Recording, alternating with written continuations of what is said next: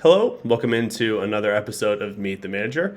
Today I have Trust the Process on, and we were doing our pre-show, trying to get all of our stuff aligned, trying to figure out how to get the visuals to work, all the fun stuff that doesn't seem to go on behind the scenes as we watch our favorite streamers. But as Trust the Process and I are learning, there's a lot that goes on. So as we were talking about that, we were talking a little bit about your game today with Laird and the ebbs and flows of the game, some of the variants, and how the game script. I don't want to say game script because I don't want to make it sound too manipulated, but just how different ebbs and flows go, how some comebacks happen, and you kind of come in and said, I've got some more to talk or an opinion on that. So kicking straight off, getting into it, but there was a bit of a lead up that we had behind the scenes, but I thought it was a good conversation starter.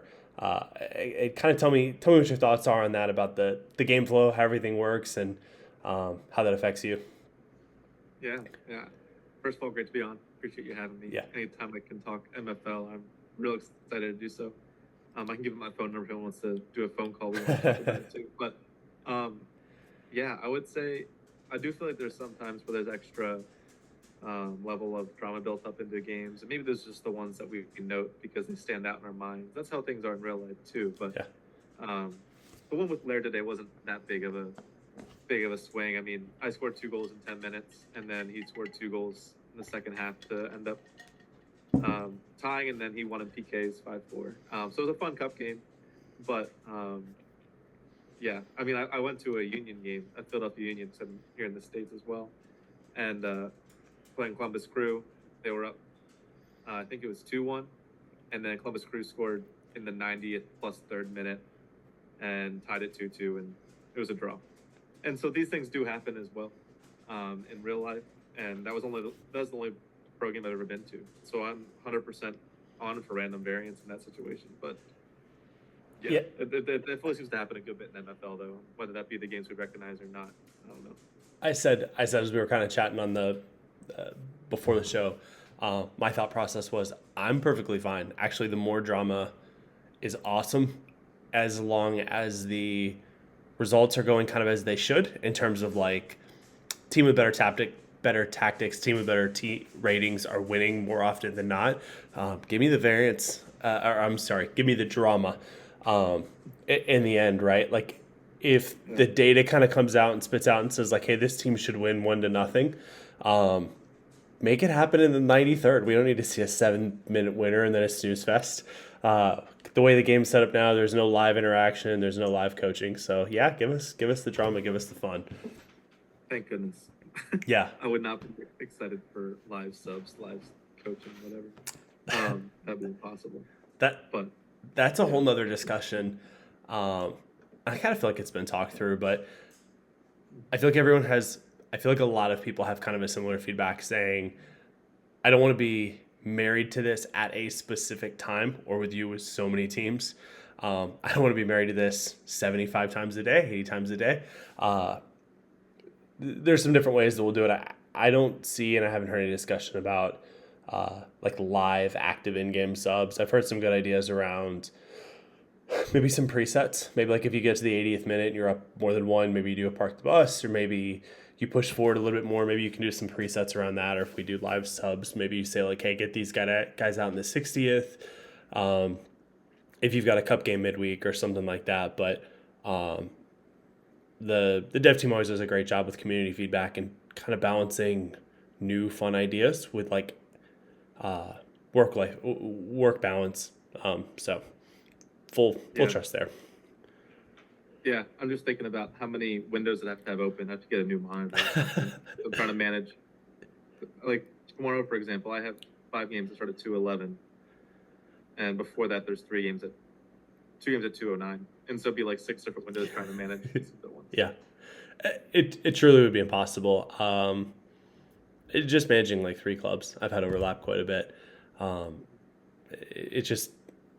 It would spoil it a bit. So I initially had kind of a icebreaker question, and we skipped right into it. We were right in the deep end, but I had an icebreaker question. I noticed that you had a brewery hat on in one of your streams. And the question that I kind of had as an icebreaker was, are you a big brewery guy? Yeah, yeah. No, I do like breweries a good bit. Um, it's I just want to enjoy the craft of it, and how each beer is so unique. I said that while I was like, here I am drinking a Yingling right now, but um, I went with hey, I'm in Pennsylvania. We're really gonna play into this. Trust the process. Got the 76 wine class here. We're embracing that for right now. But this is probably the most local brewery to me right now. Okay. Harbor Soul. It's about 20 minutes away. I also just love the logos, but our I have about probably 15 different brewery hats and about 20 pint glasses. It's just kind of a thing I enjoy doing. Again, artistic of the beer, but also artistic of the glasses. It's pretty cool. Yep. I'm very similar. I think it's why it caught my attention. I've gone to several breweries and love kind of small craft local breweries. Um, Same thing. I started just kind of chasing a craft, kind of learn more about it, and then getting to learn about some of the brewers. And I grew up in Atlanta in the Brewers Guild in Georgia, and it was fun. Like drinking the beer, like the story and the culture and the people in the community. Um, I've since moved to North Carolina and have not had as much time to attend breweries, but still love to hop in a brewery on a Saturday afternoon, Sunday afternoon for sure. How far is Asheville from you? So it's about 4 hours. Um, Okay. and I love Asheville. We go a couple times a year. Um, we have since been back once. Asheville had really bad flooding, or surrounding areas had really bad I, flooding. Sorry, go ahead. I said, oh yeah, no, for sure. I was actually not to jump in, but my Rotary Club. I'm probably one of the youngest members of Rotary in existence. But we went down to Asheville this past weekend to help with some relief efforts. So I was there from we went early Thursday and left Sunday. Helped out one of the places there, and yeah, no, it's crazy because Asheville, the city, is on a hill, which Yeah, is fine, but everything else around it got devastated. yeah, yeah. Um, we were there a couple months ago, and it was a couple months after, and still seeing the kind of downtown areas it does not look affected.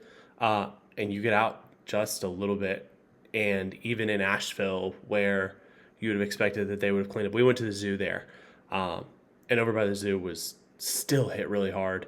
There was a bridge that was washed out and some other stuff, and seeing some of the effects was like truly like confusing to look at and be like, I didn't think something like that was possible, and truly shows Yeah, you like the level of devastation. Like there's a little creek that's barely flowing, and about 30 feet off the ground was where the bridge got washed out, and there was a house, like a little YMCA kind of a house that was affiliated with it, and the back end of the house had been pulled out. I'm looking at it, I'm like, there is a little creek that is too small to even have fish in, and 30 feet off the ground there's a bridge that's wiped out, and you realize just the level of nature that can come in. But that's awesome. They still need relief efforts. There's a lot of efforts that went in from the National Guard, and a lot of efforts that yeah. went in from Burial Brewing is a brewery there. They have a site in Raleigh. They were running a tractor trailer twice a week, if I'm not mistaken, uh, from Raleigh, Charlotte, and then over to Asheville, and they were bringing in anything, cans, toilet paper, diapers, stuff like that. And it was cool to see so much participation of people giving, and still they still need support and Yeah. effort, which is crazy. And that's what we're talking about is just helpful too. So, just as a for those that didn't know, Asheville very popular for their craft brewing, which is how we got to talk about Asheville. But yeah, Burial Brewing could actually stop there. Their Mexican lager, one of the best I've had. Yeah, yeah, their stuff's fantastic. Started into a brewery stream, and I'm okay with Anyway, it. NFL, right? Um, That's what we're here. but yeah, part of the fun. Check out breweries. Asheville's great if you enjoy a beer. But so wanted to dig in, give you some credit. First things first. You've started your own stream. You've started to do live streaming on YouTube. I will link to your page in the description. So if anyone's looking, it's there. But if you want to shout out, what's the best way for people to find you as well? Yeah, I guess just search trust. Not that's probably give you Sixers basketball. I guess find it in the content part in Discord. Or send me a DM if you want to watch. I'm frankly not really in it because I'm trying to get stream views or whatnot. I want to stream so that people can hopefully pop in one day and we can have conversation. Like I said, I just love talking NFL, and that's the main goal behind it.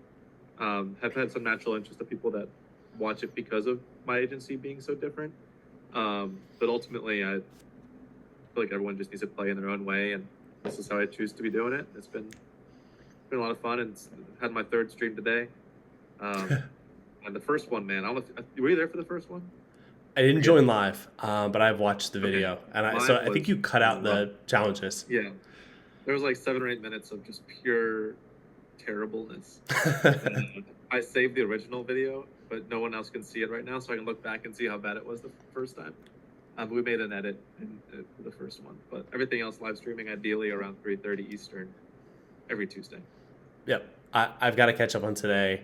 I caught the first couple minutes, and then I've had an eventful day personally. So excited to go back and catch that. But I wanted to kind of talk about that. So first time that I saw you was on Laird's stream. First time I kind of heard about your agency was on Laird's stream, and I've been watching Laird for a long time for So Rare and a couple other things, and MFL grew from that. And I remember hearing you talk about MFL and your strategy and your approach, and it kind of light bulb went off, and I realized there's more than one way to play this game. There's more than one strategy and kind of tactic and approach, and I was really excited about it.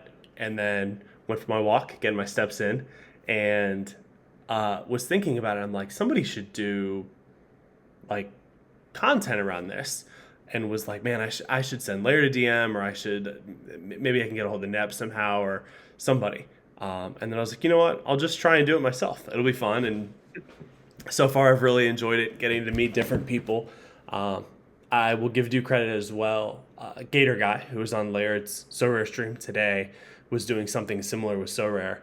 Called Meet the Homies. And so I very much have borrowed his idea and messaged him and said, I'm stealing your idea. I'm going to do it with MFL. And saw that idea. I saw Bob Flynn on there, which is funny because I had watched the whole Bob Flynn episode, and somebody linked and said, hey, Kev said, hey, chat with Orange Fly, and was chatting with Orange Fly for a month and a half. And then I think it was the day before I had him on, I kind of realized, I'm like, wait a minute, this might be the same guy that was on the So Rare podcast, and put two and two together, and then saw his face and realized it was. And I was like, man, I felt so stupid. But all fun. So yeah, I should give you a lot of credit. Your approach and your different path to MFL was kind of what kicked it off, and was like, wow, there's a lot of different ways to play this and a lot of different strategies. And it's really fun.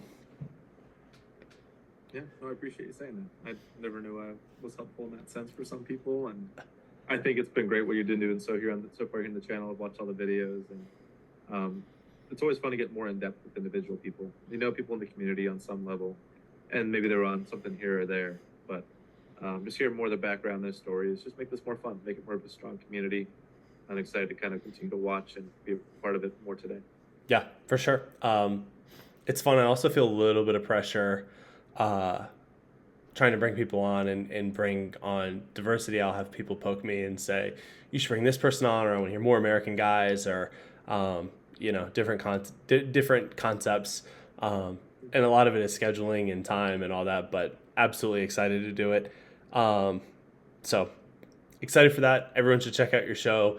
One of the things that I think is really interesting about your show is you give a lot of insight into how you approach the game and how you make decisions in terms of your agency. One of the questions I had on here is, did you always kind of envision having such a large agency? I know you've talked a little bit, but can you kind of talk about how it happened, and was this kind of an initial plan? Yeah, it's a great question because it just kind of happened so fast. I'd like to find value. That's something that I really appreciate, and I think I've always loved the idea of development more than anything else. And so the simplest way to develop more players is to be able to manage it yourself.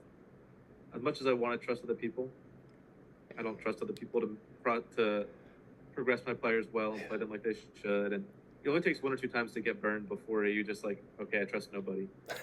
There's people that I do trust and have some players out on loans. Don't get me wrong, but my young guys and the guys I care about the most, I want to keep them close. And the more you play, the more players you get, whether that be through different pack drops or reward packs, opening 100 common players. You need some more teams. And so it wasn't something I ever envisioned, but it happened very quickly. And I think it's largely because $60 clubs easy to kind of either sell whenever you want to. So there's a quick out, right? It's very limited risk. The only real risk is if MFL ceases to exist, which none of us really feel like it's a possibility at the moment.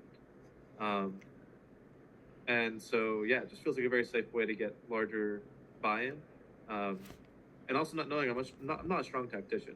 I never claim to be someone that knows the ins and outs of football or soccer. One of the states we can call it soccer, right? And so I felt like if my competitive advantage is not in tactics, maybe it can be in quantity and growing MFL players just through playing time. Yeah, that's a really interesting approach. When I was first kind of trying to conjure up the idea for the show, I was like, I'll break it into two parts. I'll do tactics, and then I'll do like a meet the manager, like a background of the manager, and then kind of tactics, get into their tactics. And I realized chatting with Obi that he kind of said, he's like, I'm not really super adept and big on tactics. And I kind of realized, okay, there are tactics are different things for different people.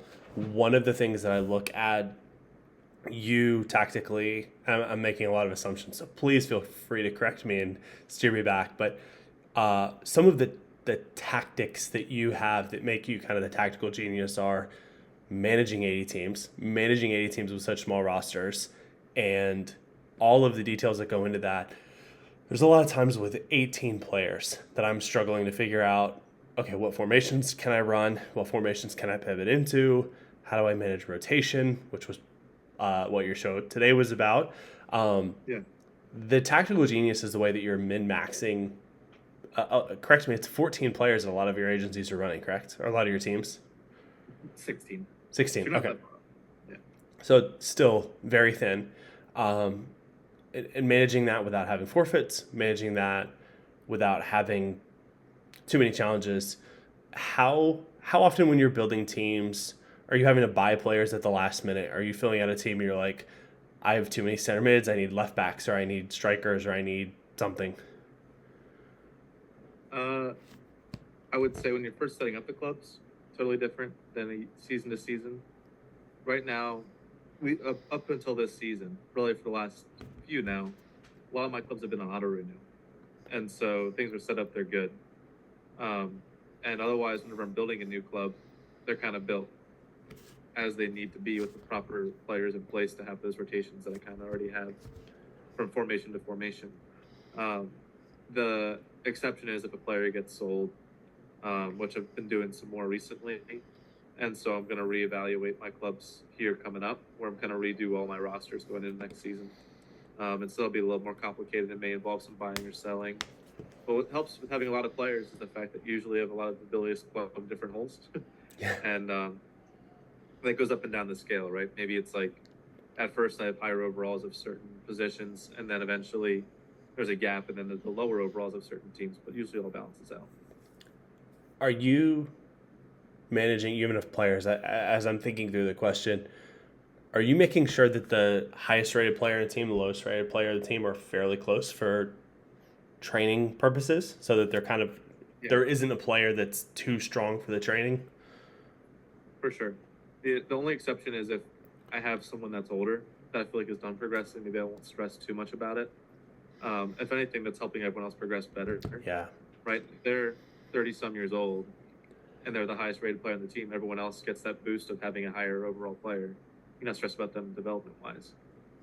But in general sense, because a lot of my agency is still that development phase, I shoot to have about a 5 overall band between the highest and lowest, with the exception being like a backup keeper. Sure. Usually they're much lower because they're only playing 2, 3, maybe 4 games this season. but also because it's the top 16 taken into account. So if I have a 16, I think it is. I think it's 16. As far as how that works. And so if it's a 17th player, it's backup goalie, it's irrelevant anyway. But yeah, I do really focus on those bands, and that's the only real adjustment I'll do over the off season. Is I'll see the club, where's that band, and then remove players or add players accordingly. Makes sense. If anyone doesn't understand that question, I would encourage you to go to the white pages from MFL. There's a really good breakdown. When you open up your daily progression, there are things that can limit progression for players. As an example, if your average player is like 66 rated and you have a striker that's like 80 rated, they're not going to get progress. They're not going to get 100% of their potential daily. Like I said, go into the white pages, look it out. There's a lot of good stuff in there that kind of explains how things work. The system isn't completely random. So that's good to hear kind of how you're managing that. You've had a couple players that have gone some crazy runs. I think Vidic is the one that everyone's heard of. How much of a wrinkle does that put in to your system? Because if he moves up tiers, you got to slide down 40 different center backs down the system, right? In a sense, right? Yeah, it is an adjustment. There are some times where I'll end up selling a player at the top end and just swapping him out instead. And then if there's a guy that's I'll try to jump 4 teams at a time.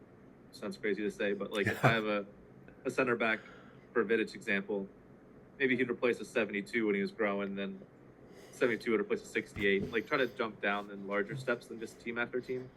Otherwise, yeah, that's pretty complicated. But yeah, Vidic and Bajilsma are the main 2 rockets in my agency. Vidic came more at a time where more people were joining. But yeah, it's cool to look just at my agency and see my top 6 players. Really, 3 of them were progression rockets, and then the other 3 were people coming from rare territory. And so it made sense. But I looked today, just kind of prepping, and Vidic is the popular one. It's come up on Laird's show, and I've heard some people in Discords talk about him. He's not the only one. He's not even the biggest progressor. And it shocked me. I mean, you've 2 guys at 32. You have a lot of Legos that have gone plus 20, plus 24, plus 29, 32. Vidic, who was the other guy that you said? Bajilsma, the guy who's at the top right now. Okay. I'm saying his name quickly in case I say it wrong. I feel like we'll just trying to pronounce names. I never pronounce them whenever I'm talking them in my own head. Yeah. So Fred. So Fred. Yeah. Look at that stud. Start at 58. Is that correct? I think so. Yeah. But that was season 1. He was the one of the first guys to really take off in that sort of sense. I joke saying he's tailed off in those latter years of his career, but yeah. Yeah. And I will say, so just a quick note on Noble, if you're just pulling people up. He's someone that I packed when he was 27. I was pretty upset. I was like, man, I got it. Even though it was an 82, he's not up there. So you have to go actually search by overall. Because he's someone I packed as an 82, and I was like, man, he's going to not last very long. But he's become a very viable player later on in his career. He stalled for some period of time and eventually grew. But yeah, seeing his progression really, I'd actually started when he turned 30 to loan him out to an inefficient team, and regretted it because you look at his progression at that point in time. He all of a sudden actually took off later in his career after that tier jail. But yeah, wow, that's fun. That's fun. Hopefully, that's some hope for those that have some delayed progression people. So are you planning on writing out all of these players? Let me rephrase the question. So a couple of the guys that you have at the top, Noble, are you planning on writing these guys out until they retire? Or if you got the right offer, would you sell? That answer changed this past offseason whenever Fortress Agency, Ron John, myself, when that partnership with Big Will for a Diamond Club. Um, I would say if the price was right, I probably sold some of these guys to maybe Diamond managers or Platinum managers. But trying to compete with a high-end club now, it just makes sense to keep these players myself. The only exception could be having two strong left wings. Maybe I'll sell one of them at some point. But if they're showing any signs of progression, I really struggle with FOMO to sell the guys. I really need to see a good flat line before I sell somebody, especially on the high end. So, yeah, we'll see. But That makes yeah, sense. Hilton was my recent guy I packed in the mid-season transfer window. That was actually on the pack drop stream if anyone was watching that. Um, last two mid-season transfer windows now, I've gotten two Lego right mids from different packs. It's been a pretty good run. Can you stop pulling the Legos out of packs? There's some of us with smaller agencies that would like just a rare upgrade. That 91 Guliu, he was from a limited pack I bought on Floaty. So anyone could have had that guy. I remember you mentioned, you said that it was like $3 on Floaty or something, and that was Bozic, the center back. Sorry, on my screen it's pretty small. Center back. Yeah. 87 plus 32. He was a $3 purchase. Yeah. Okay. Yep. Which is exactly why once you sell the player, you never go back. I think Calda had that joke and was like, it's an ex-girlfriend. You don't check the Instagram page after you break up. You block and you move on with your life, which is great feedback. I had a referral card that I got and didn't fit. I initially thought I was going to run a 3-5-2, and I think it was a left wing, and sold it, and it was like a +9 in the first 2 years, and my agency was like 13 players, and the highest rated was like 59, and he got up to like 67 or something. By far would have been my best player, and I was like, should have just blocked him straight away. I got my $6. I should have been happy. But yeah, that's awesome. I have one of those players too that I didn't even try to follow him. It just came up in a sales spot one day, and I saw like, wait, that name looks familiar. I was like, son of a gun. The guy sold us an 85, it's not like a 90 something. But his pace was slow, and so people were telling me he was a bad guy to have, and so I sold him. Yeah, it's better now. With the amount of success that you've had, I think it's okay to have a couple that have gotten away. But you mentioned, so one of your first streams, you brought up the Excel sheet and talked about the matrix where you thought players fell. One of the takeaways that I've had, and would love if you agree or disagree with me, but it seems like the quality of players that we're seeing in Spark, Ice, and even Stone are too high for that level. And what I mean by that is, from the amount of MFL that they're getting back, is they're not going to be able to replace themselves. So a bunch of 70s in Ice, and I think 70 is kind of the 75th percentile or so in Ice right now. You're not going to be able to replace 16 70 rated players with the amount of MFL that you're getting from season to season. There's some weird caveats that make that a little bit harder for math. But do you kind of agree with that? And how do you look at some of those lower levels and the cost of entry? Yeah, no, I completely agree. I had made a comment like that similar on the stream today that I had, where I really feel like these uncommon players, especially lower, like I said, it's gonna be really hard to return their value before they end up retiring. It's hard to project what retirement's gonna look like, and so 20s, like low 20s, maybe they'll reach the point where they're viable end of their career to be in higher divisions right now. But with power creep in general, everyone's kind of stagnating where they're at, and so you may have a guy that moved from a limited to an uncommon, but he's still in the same division because everyone else is also progressing, or there's new players being dropped in. Yep. And so I think it was great MFL came out with that 15% increase for rewards this past season, but I also just don't think it was nearly enough for what's currently being required to have these players be in. But that's ultimately actually why I'm selling some commons right now. I think right now the value in the MFL period is low commons, and then high rares and Legos. But that may change if everyone starts selling players. I just think it's where things are overvalued right now. I think that's really cool that you're looking at that, looking at the different sections and segments to try and figure out where there's overvalue and undervalue and trying to manage that, min-max that. I know you've looked at what packs make sense from an MFL perspective, and there's an MFL to dollar ratio, and that moves. I think the very couple seasons ago, kind of in the Nep Laird boom, the very lowest pack was the best ratio, and then that kind of got flooded, and then the supply and demand caught up, and there was a meta. Is it low common that had the best sales ratio on the MFL packs? Do you know that off the top of your head? I don't. I could look at it again. Honestly, I actually have not looked at flow T for packs in probably the longest I've ever not looked at it. That's just because it's made it to the point where I am currently selling, and I'm trying to recoup some level of money back before I can kind of buy in on higher level players.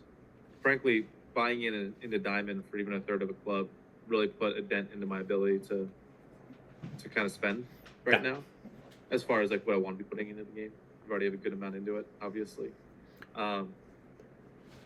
But I also didn't sell many packs for reward packs this offseason. And so that also kind of put me behind the eight ball from a monetary standpoint as far as available cash. But yeah, I'd be curious because the information I have is old. But I could look at my Google Sheets again to see what that was looking like. Well, and in theory, it'll change at the end of the season. As rewards day comes and people spend, and then there's the wherever the demand is and wherever the pulls are, we'll manipulate that. I mean, that's what happened after the initial season. Where are you spending most of your MFL? Are you buying packs to then sell? Are you buying packs to fill the agency? And which packs, if you don't mind me asking? Yeah. So I want to be first and foremost very clear. Anyone that watches this video, please do not spend your MFL on pack drop packs. That's totally different than the reward packs. Because with MFL saying 800 to 1 ratio for your MFL to dollar, whenever in reality, MFL is really at 225 to 1, you are massively overspending if you're using your MFL for pack drop packs. That's first and foremost number one. But as far as so we can do the math right there on what it says at 128,000. I'm gonna trust your math. There's no way I'm doing math live recording. Yeah. So go ahead. Divided by 800 to 160. Yeah. And so it's really, I understand MFL has to have some sort of programmed equation there. I just think it's really off right now. And frankly, I think it's better for the ecosystem for it to be at more of this 225 to 1, 250 to 1 to help people be somewhat sustainable. I think it's great they're also finding ways to spend MFL and other aspects of the game. That's going to be great for their ecosystem as well. But as far as reward packs go that you have up now,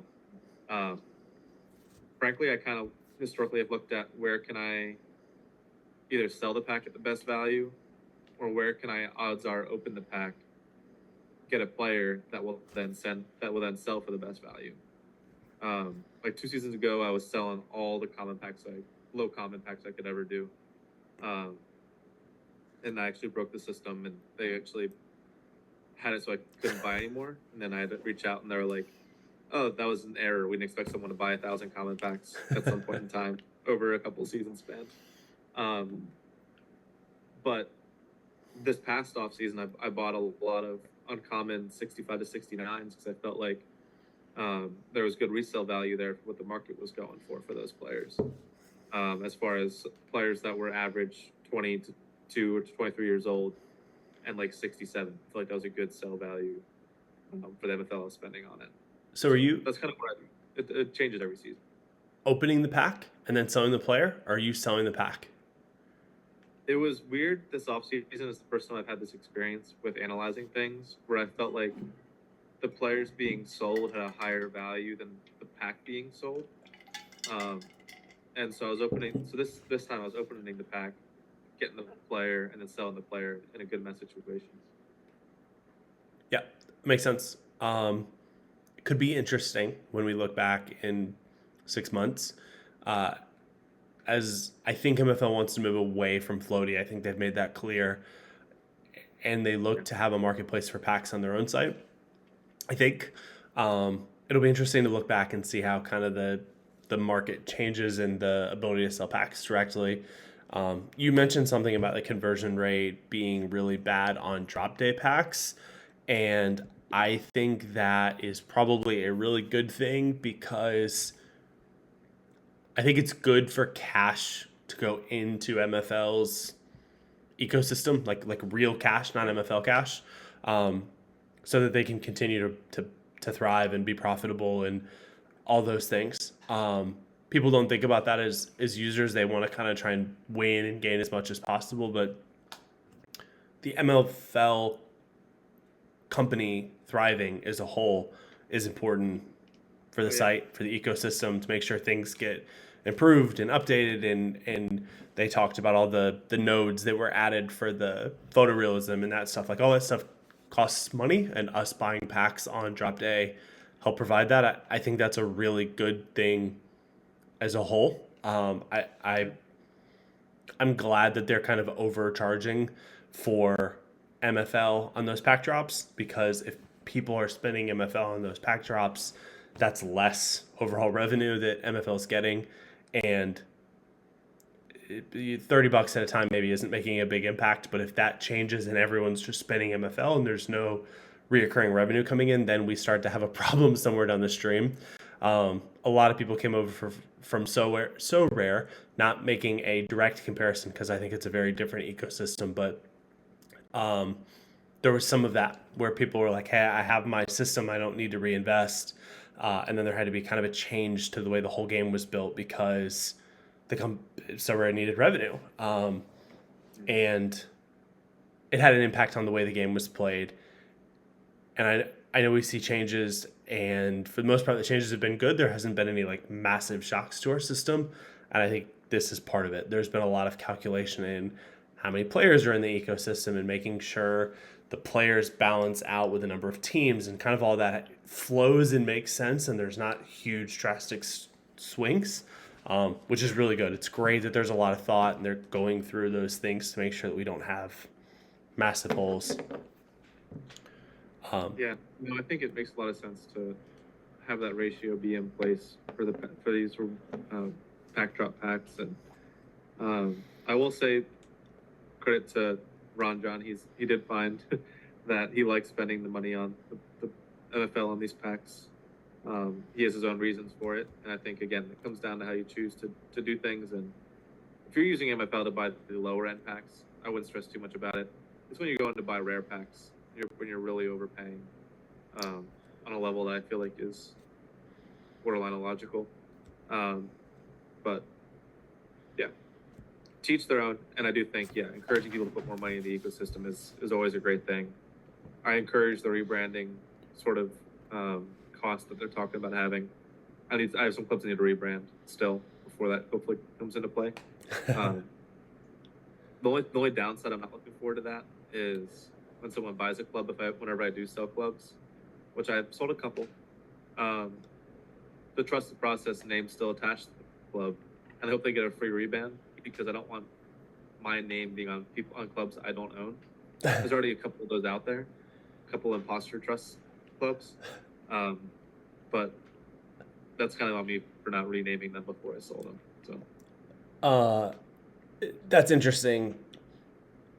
We're still in the very early phases of that coming to the site. I have confidence that a lot of that stuff will get ironed out. I made a suggestion in Discord and said, if somebody buys a new club, they should get a free rebrand.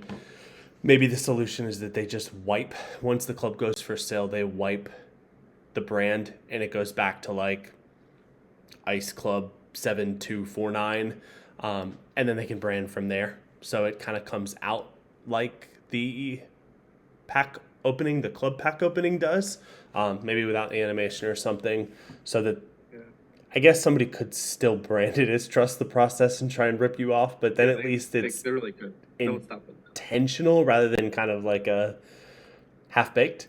A lazy, yeah, lazy just not going to change it. I Yeah, think there are people that like to buy clubs for some level of legacy behind it, and so I would like the option. They can buy it and have the option to erase or keep. Um, but I do think having the option to rebrand on buying a new club is a good idea. Um, but then you also have the concern. Here's the thing I was thinking of. Only issue with that is, hey, you and I both want to rebrand a club. I'll sell you a club for a penny. You sell it back to me for a penny. We'll go vice versa, and then we get to rebrand our clubs for free. yeah, Like there's some like sketchy ways of getting around that. Again, whether you should be doing that or not, another question. But there's always gonna be loopholes for people to do what they want if there's a free rebrand on a new buy. yeah. That's a good point. Maybe if it's a buy by a new owner, they'd have to like make it wallet address specific. Yeah, yeah. Or maybe you limit how many times the club can get sold in a period of time. I don't love that idea. People smarter than me will figure it out, make sure that it makes sense. Yeah, I think if you tie a wallet address to saying this wallet address can only name this club once for free, and then that's kind of it. Yeah, Could be it. Anyway, things for them to worry about. I'm just happy that that's their job. I do love the team. I am so bummed that we're in the U.S. and that going to that meetup just did not make sense financially at the time. Let alone the fact that we have we have a 6-month-old at the time. Now he's 7 months, but it would not have, or I guess we've been 5 months at the time. I could not have made that ask. It's like, hey, you know this game I already spent a lot of time doing. Do you mind if I go to France for a few days? I'm in a very similar boat. I have a 6.5, 7 month in 12 days. Okay. I wasn't asking. I don't know what the answer would have been. I'm pretty sure I know what the answer would have been, but And that would have been not worth the ask. yeah, exactly. If the answer was yes, I don't know what price I would have had to pay, but I wasn't willing to pay it. So I talked with Palmer about this. I think it's a great question. Where would you want to see the next meetup? Yeah, I would say Philadelphia, Pennsylvania. No, that's a great question. I mean, I think I would love it to be in the States, but I just don't know where you put it. I like the idea of Atlanta. I think that was thrown around in your guys' discussion. Was that your guys' discussion? Yeah. So do you think that there's some level of good soccer presence there? But then there's also the bigger cities for U.S. soccer, but they're further into the continental U.S. that I think would hurt Euros coming over. So I think it does need to be East Coast if it's going to be in the U.S. at all. Yep. So New York is a possibility. It's always a big city people want to go to. I hate the city, and so I'd rather it be a non-big city, but that's just me. I think I threw out Atlanta. I said earlier I grew up there. There was a couple of reasons. Atlanta has host games for World Cup coming up. They have one of the largest airports. They go back and forth. Yeah. It might be the largest international airport in the world. So travel from Europe would be. Atlanta so many times. Yeah. Yeah. So the stadium, it's a American football stadium. Mercedes-Benz hosts a American football team, but they have a huge stadium that would be interesting if they wanted to mirror the idea of the Parc de France, where they do a stadium tour. I don't know how reasonable that will be in the future, but yeah. Especially in the predominantly NFL stadium. Yeah. They don't have much interest in supporting a soccer thing, probably. Yeah. Or a football thing. Sorry Yeah. for all your Euros, but yeah. I will say Arthur Blake is the owner, predominantly known through Home Depot, has always been great. All the things I've ever heard about him have been great in terms of like community stuff. So maybe it's possible, but yeah, and maybe smaller circles with football, soccer would be more attainable anyways. But yeah, I'm with you. Would love East Coast, would love US, and that may come down to smaller community circles kind of organizing that and figuring that out in terms of where do we go. yeah. With it being such a French group in terms of the MFL guys, that it might be it might be a smaller group kind of leading that charge, which I'm okay with. Be fantastic to just get a group together and have some of those same joys and experiences that a lot of the team in Europe had. It looked like so much fun, and I knew there was never an option. I know you said the same thing. I think Laird said the same thing, but I think we're all kind of craving that that community, that in-person community. Yeah. So soon, I'm sure we'll figure it out. Or like you said, I like the idea of even doing small meetups, kind of self-made from the other MFL managers. No reason why we can't do that. Meet up somewhere for a period of time, just have it be off the books. It'd still be a good time, obviously. Yeah, but for sure. Yeah. I mean, we have, you said off the books, but we have social media. We've got so many different ways to broadcast it and share. And I kind of think like the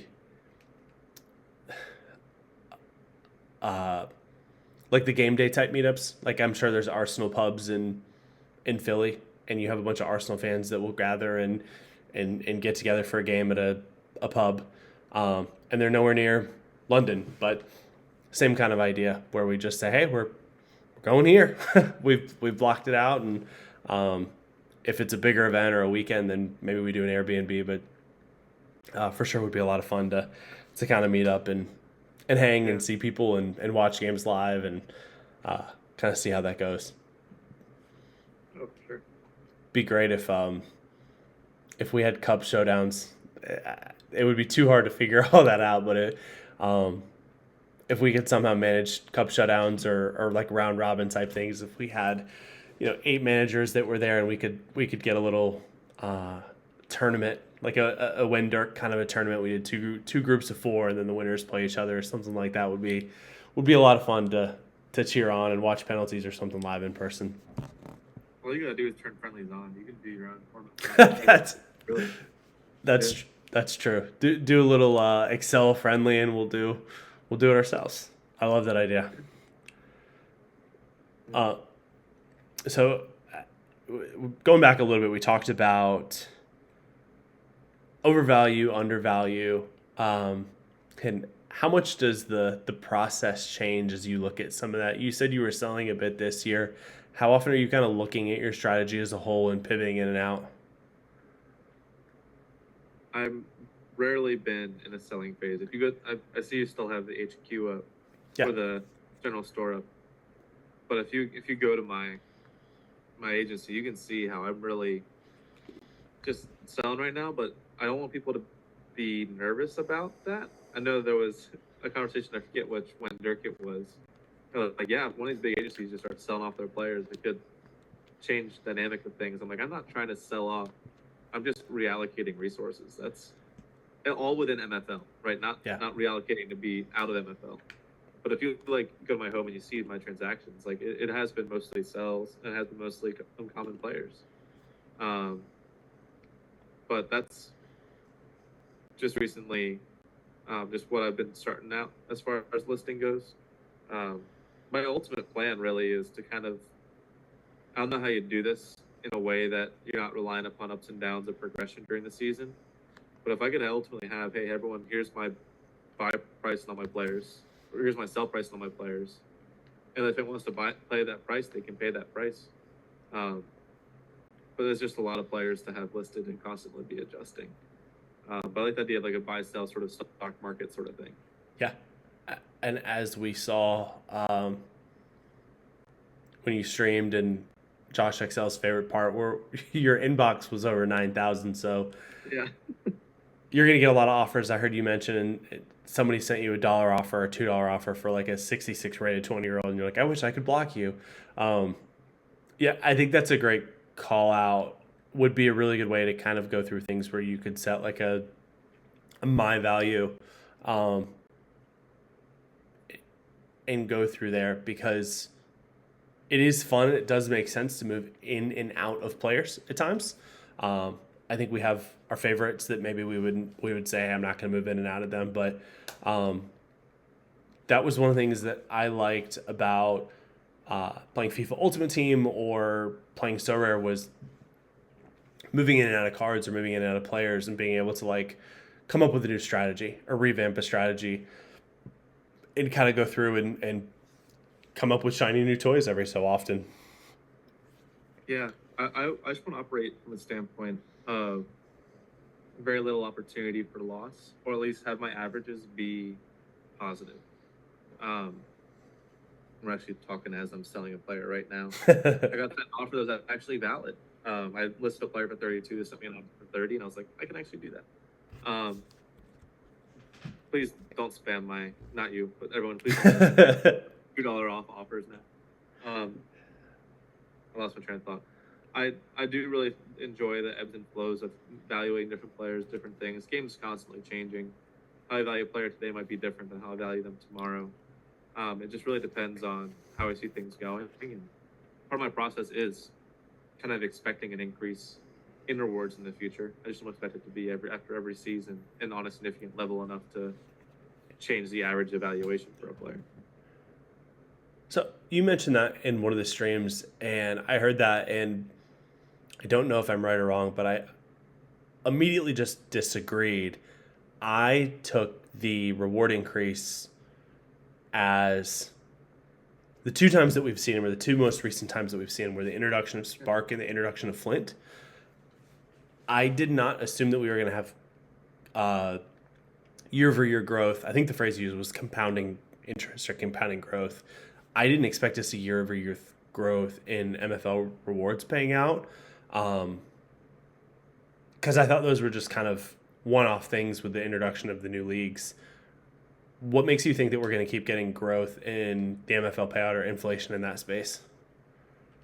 I think when they first increased rewards, they mentioned they were going to be evaluating the future to see if it makes sense. I forget the exact word they used, but they're going to continually evaluate to see how money's coming in and then pay that out proportionally. And I do think you have a point whenever you're talking about it. It's happened whenever new leagues have begun. But also that just correlates with growth. And I think there's a level of the team wanting this game to be sustainable on some level for people. Yeah. The game was never designed to be fully sustainable. They want to have, like we discussed, money coming in on some level. Yeah. I'm okay with that if it's someone else's money. I'm trying to make it so I can break even in the future. But I do think that there's potential for increased rewards continually, depending on how we continue to evolve the game, and as more money comes in, they want to have money come out to kind of at least make the game more sustainable than I think it currently is on the lower levels.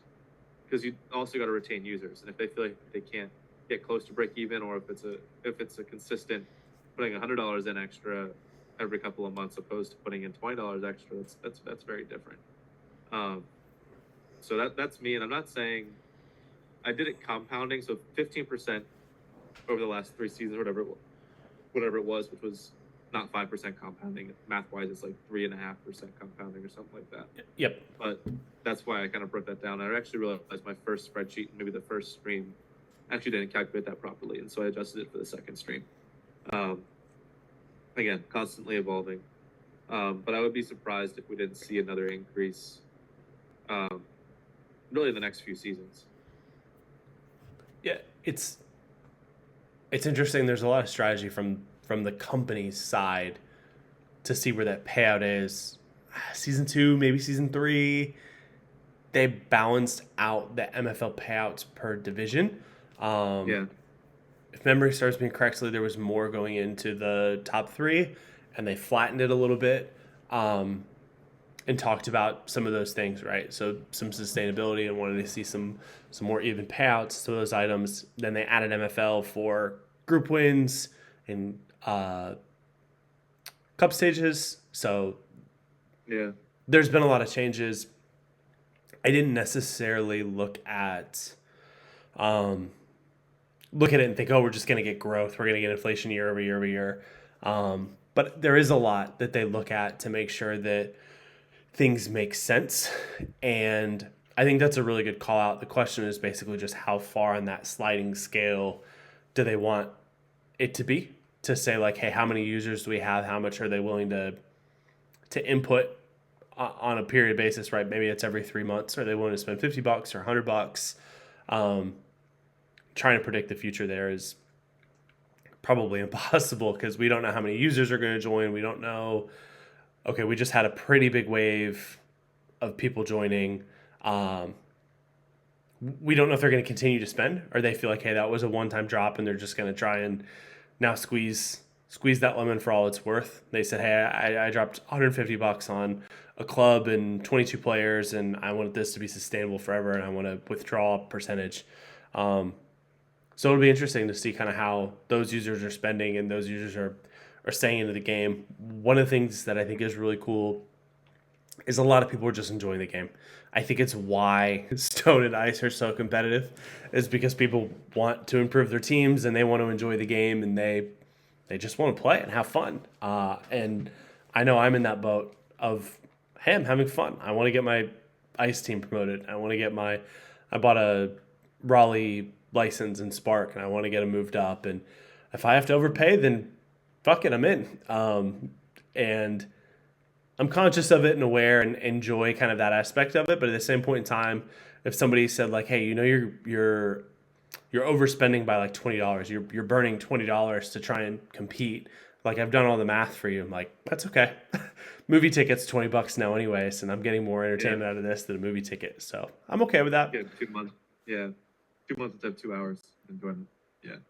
Yeah, I'm getting more than 2 hours of enjoyment watching my teams play and running friendlies and all the individual stuff. So different strategy for everyone, and I think a lot of people are having fun, really like the game. So Yeah. that's My awesome. sister's Raleigh, so I'll be pulling for your Raleigh team for you. Yeah. Um, Up and down. I was looking at schedules today. I'm in third, and there's kind of four teams that I'm looking at that I think kind of are going to fight for those top three spots. And I have the hardest schedule remaining, so I have my work cut out ahead of me. You mentioned earlier, you said you're not a tactical genius, and I'm not either. I'm trying to get there, and I've joked, and it's not a joke. It's the truth. A lot of it has just been me spinning, trying to figure out what the hell I'm doing. Yeah. But I feel like I've gotten some good advice, or I've finally listened to the good advice. I'm hoping that I can have a good run here and close it out. But looking at my schedule, particularly in Spark, there's probably six teams that just aren't very good, and it's hard to believe that those teams are going to be the stronger teams that have good tactics and have good players. I said that we talked about variance. It happens. The midseason report broke it down, and I got hit by the variance bug, and I'm worried that it might crush me. I should have crushed this team. I thought my tactics were good. I don't think it was tactics, but I got hit. My team was way better, and I did not capitalize on this game. Shots were there for me, and I'm gonna have to take my draw here, but it's gonna be really close for me. As we look at it, I play all three of these teams, and this team is in seventh. But this team's actually kind of interesting. He's got like four top players that are really strong, and if you look, he's played 17 games in all of these players. He rested all four of them today. He basically ran them down into like the 60s, high 60s, low 70s, rested them today, and they all jumped back up. And I have him in 2 days, so I'm going to play him with players in the mid 80s. A couple of people have gotten him in their 70s. Yeah. And this team, actually, from a rating perspective, is pretty strong. Some people have beaten him because his energy has dropped too low, but I'm going to catch him again on a rested rotation, which is just a little unlucky for me. I'm hoping that tactically I can get a little bit of an edge and just break that tie. My overall best 11 are a little better than his. His best player is a 76 rated rare striker that absolutely bangs. So The fact that he's in Spark. Say that again. The fact that he's in Spark. Yeah, but I think it's his club. I think everyone in here is his. So I think he packed him and he's playing him. I disagree with that. I think. Yeah. Sorry, go ahead. You can only blame him so much. He wants to play his guy. I Yeah. respect that at the same time. Yeah. He progressed too, which kind of that's all. He's +4. Imagine what he'd do elsewhere. Yeah, right. Yeah. He's +2. So I'm looking at this, and my progression's been, I think, lower this season rather, than previous seasons. And I'm looking at it, I'm checking my progression charts every morning. They haven't been great. And I see this guy go up, and I'm like, screw off. You should be getting punished for your mistakes, and you're thriving. Your guy's leading the league in Careless. goals, but part of the game, part of the fun. Do you feel like progression has been slower this season from past seasons?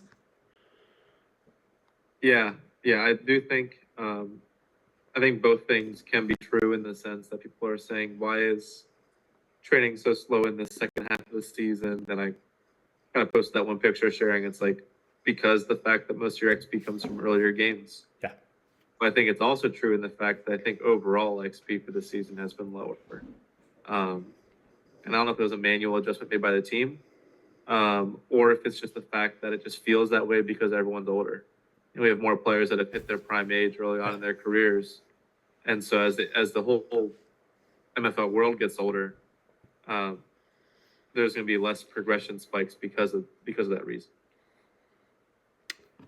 Yeah, that's an interesting call out based on like when the minting of the players was. Like if we have a big boom of minting in a particular month, then we could have a corresponding month or two in the future that are very good because there were a lot of mints in that month.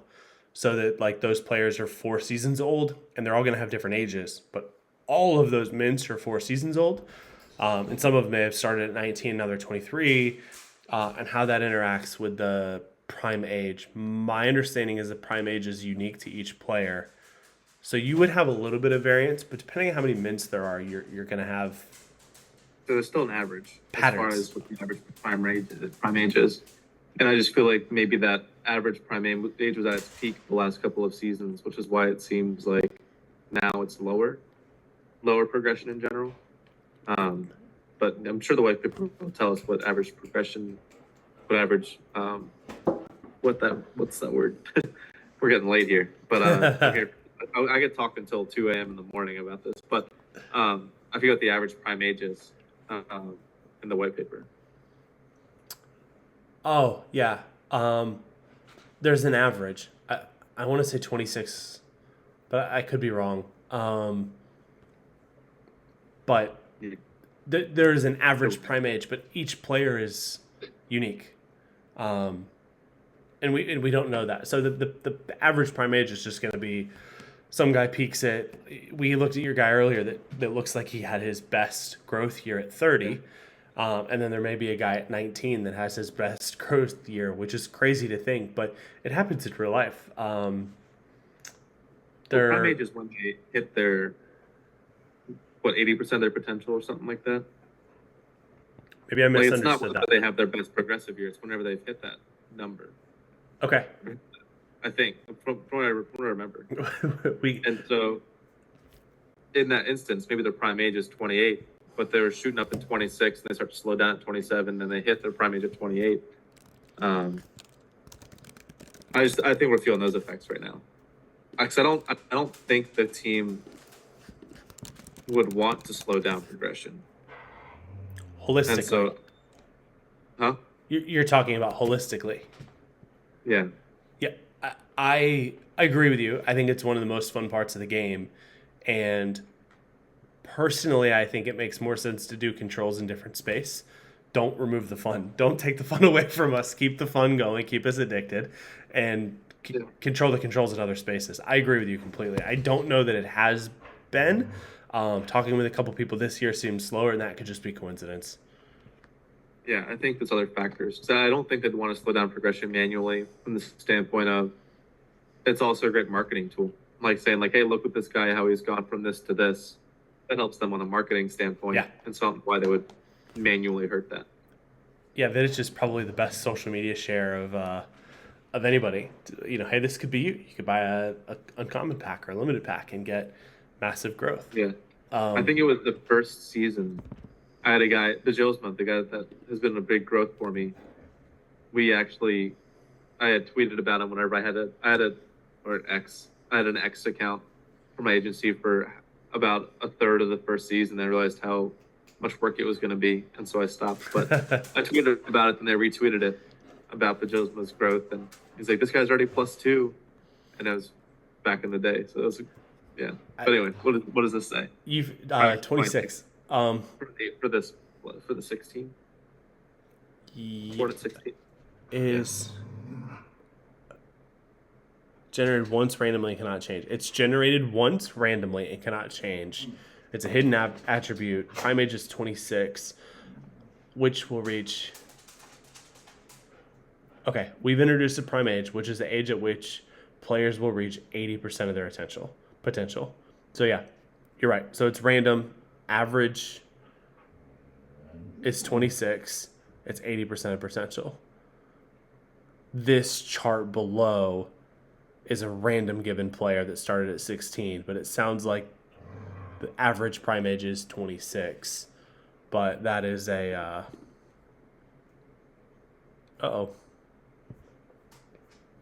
that's an average. So here's one that drops at 28, but same kind of a concept. Most players will reach full potential by 32. There's stuff all over the place. There are different cases all over the place for different individual players. But I guess what I'm thinking is if most players hit their peak progression years, like their strongest years of progressing, or by age 26 or whatever, and the MFL players are aging beyond that now on average, maybe we're just seeing ramifications of that in lower progression fields of this year. But also, this is the first season I don't have a monster climber. I think I have one guy that's +7, which feels like a monster. But whenever I'm used to guys that are plus double digits, is that +8? +8, yeah. I checked this this afternoon and it's all +8. But that you've typically had +10, +16 or better, right? Yeah, usually double digits at this point in the season for at least one or two guys. And then below him, I think is at +4. It's hard to see on my screen. Yeah, +4. Yeah, so I'm seeing it a lot in my agency. I wake up in the morning and I'm a little more depressed these days than I am excited as I have been. But I think also a lot of my guys hit their peaks as Legos that were progressing strong. Now they kind of plateaued there too. But it's hard when they're at like 92. They're not going +10 this year. They're not going to 102. So I don't know what they're doing. I mean, the one guy who's progressed a lot, he's now 99 passing and 99 dribbling. And I'm like, well, that's a lot of what his progression was coming from. Yeah. So he's not going much anywhere anytime soon. I think if he gets 2 more shooting stats, he goes to a 93. But wow. Okay. Man, that's a hell of a midfielder. I'm surprised that he's not closer to an ultimate because I guess your point, he needs the shooting stats. Shooting and defense on some level, but the two things you care about the most, yeah, he's phenomenal. He's been the best probably part of this season for me. Having him even just go +3 has been cool to watch. Yeah, for such a high rated player. What feels better for you? What feels more exciting if you go like 85 to 89 or if you go from like 60 to 68? 85 to 89? Yeah, I was kind of thinking the same thing. I mean, obviously the 60 to 68 is a bigger jump, but I think that that's funny. You asked that question. I still process that as a similar sized jump, but you're right. It's double a jump lower. It just feels not as significant. Yeah, and one's a tier break and one isn't. I guess I kind of agree with you, but maybe that's because of the distribution of the pool. Maybe there's more 68 rated players, and so we're not quite as impressed. If you're talking about the value they increase, it's so much more going +4 on that higher level. Yeah. And so that's why it's more exciting. But yeah, for sure. I agree with you too. It's not a tier break, and it's less. It's half, but still way more fun to get that. There's no way I'm selling either of them, but Yeah, that much That progression in a year. 60 some overall player, you never know what he could end up being. That 68 could be a 90 by the end of it. Who knows? One What thing I did that I will point out is the fact that for some reason for me, it's just been this case in my agency. I rarely have seen monster guys go from what was once a common overall to a higher rare or legendary. Usually they're lower limiteds, and so I don't know how much I'm going to be buying common players for reward packs. I might be starting more so just at limited players for reward packs, but again, that'll be an analyzed thing as time goes on.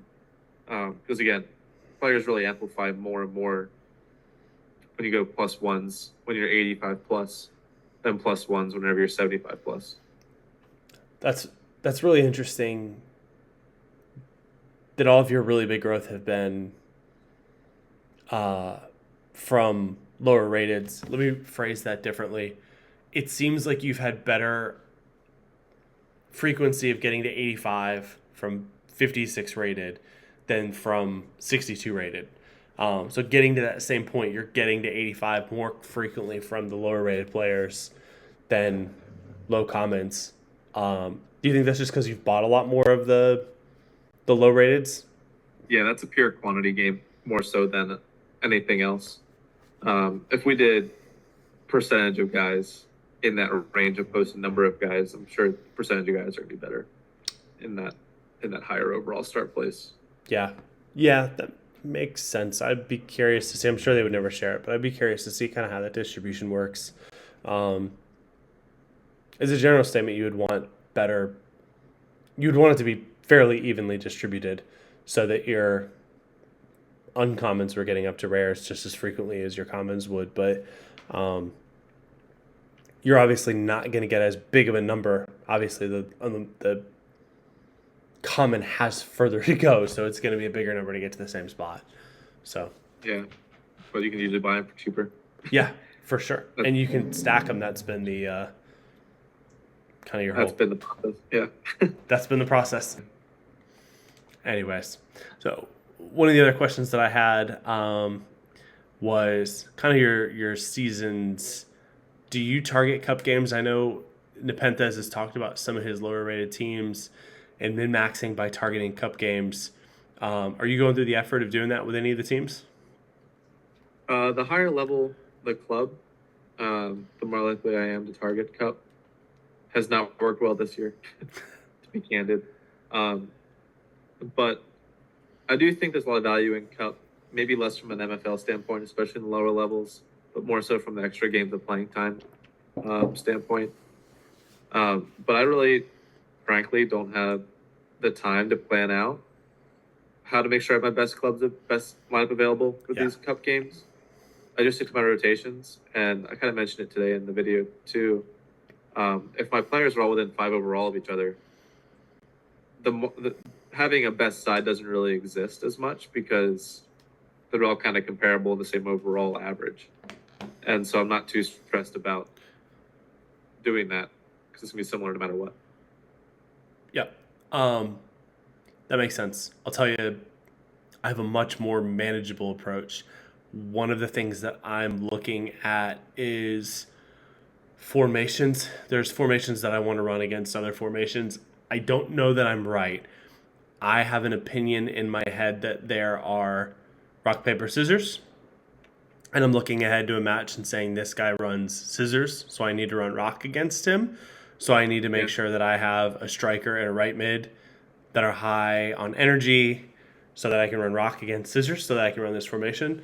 So there's a little bit of that, but to the point, I'm at 2/3 clubs. Kev's helping me out with one of them as I've had a bit of a disaster and I've got a caretaker manager right now. But that's one of the things that I'm looking at and doing kind of the same thing. So one that the club that Kev is helping caretake, there's a couple games that I think they're just too far gone. The team that I have that we have is lower rated. So there's top end teams and we're like, don't chase those games. There's probably 4 or 5 teams towards the bottom we can get wins against. Chase those games. So same concept if somebody's chasing a cup game. trying to make sure the formation's there. But to your point, doing that 80 times is a lot. Maybe doing it 4 times with your top 4 clubs is doable.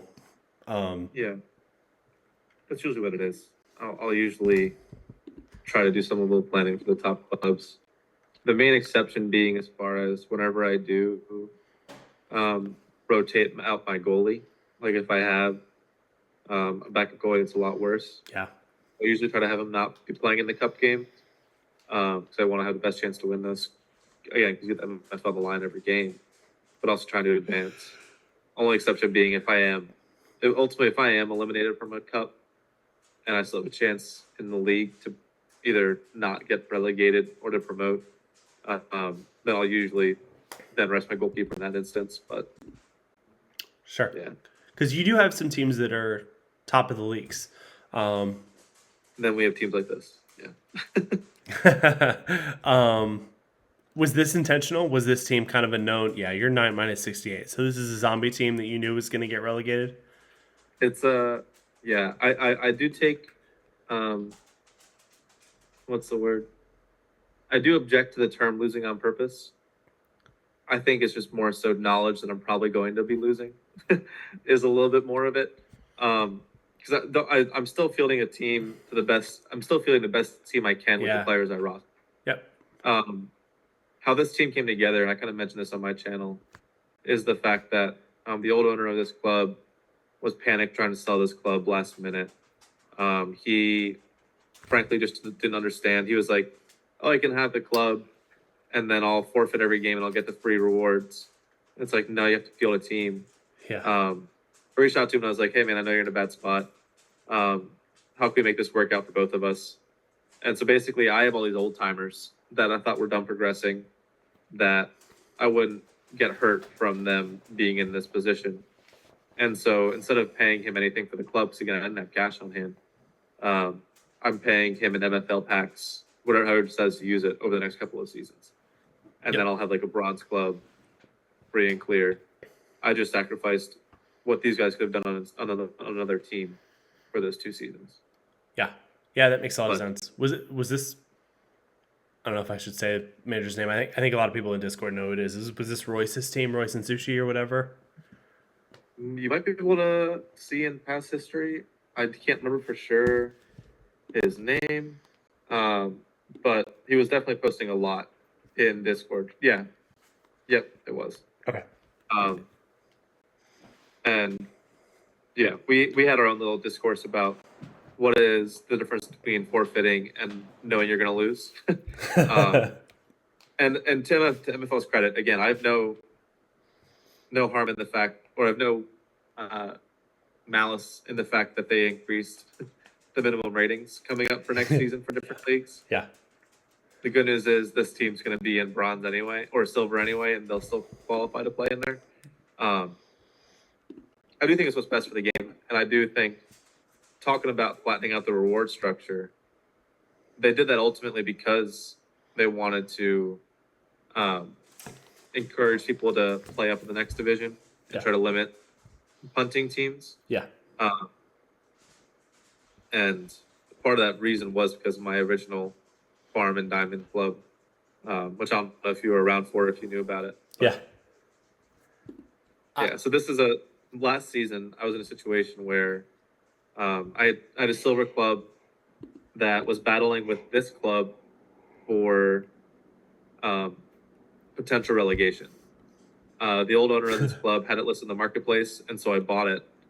And so I was like, I'll have one club that gets demoted to bronze and one club that's going to stay in silver. And so it was like the last day of the season, I think it was, and I felt pretty good that my club was going to get demoted or relegated. And so I bought this club that was going to stay up. And it worked out. And also, I mean, Canada's a cool place to have a club, and now I got 4 Canada clubs, and now we're battling for staying on relegation again. It was a tough loss today to that 11th place club.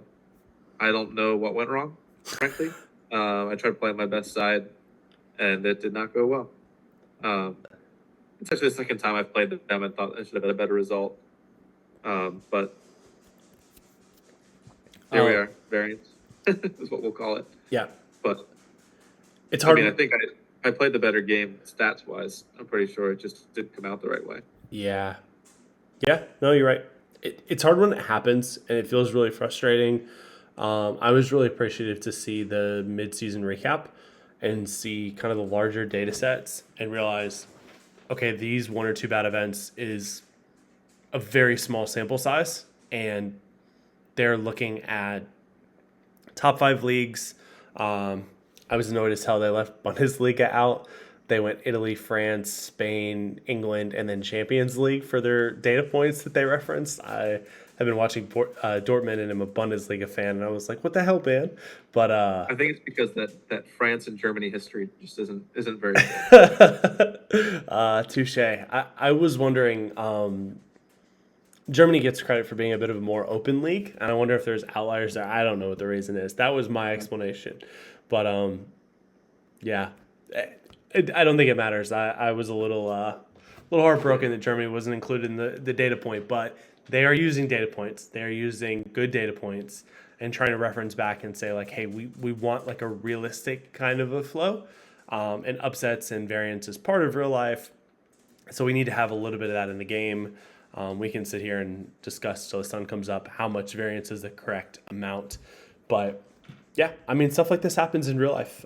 We see it in Premier League all the time where we'll see a team have 27 shots and then one team has one, and the team that has one with 14% possession gets the smash and grab and they win on a hard counter.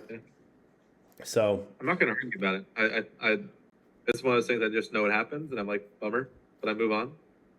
Benefit of having a lot of clubs, yeah, and also the fact having that buy into the Diamond Club that we're in too, that Ron John's managing, being able to have that to look forward to after losses is helpful. yeah. Even though we still lose in those more often than not, but Yeah, well, the Diamond Club's going to be at the very end of the sequence, very end of the day. Are you okay. watching Well, those games daily? Is that like a? Are you watching them live daily, or are you going back and rewatching? 5 o'clock's a tough time for me. It's 5 p.m. Eastern. Um, Not to get into it too much, but my job involves a good amount of networking, and so there's different events going on, or I have a meeting, or my networking of choice is actually playing sports, and so like I'm in a pickleball league, disc golf league, cornhole league. I want to meet people while having fun. Yeah. Just having fun during the pack drop stream. They didn't know what cornhole was. Fortunately, I think Jimbo helped out net, but yeah. Anyway, so 5 o'clock is a tough time to watch because usually I'm driving to those things. Yeah. But usually watch it on replay. Yep, that makes sense. I my games are running at 2:15, 3:11, and 3:37 is the team that Kev's running.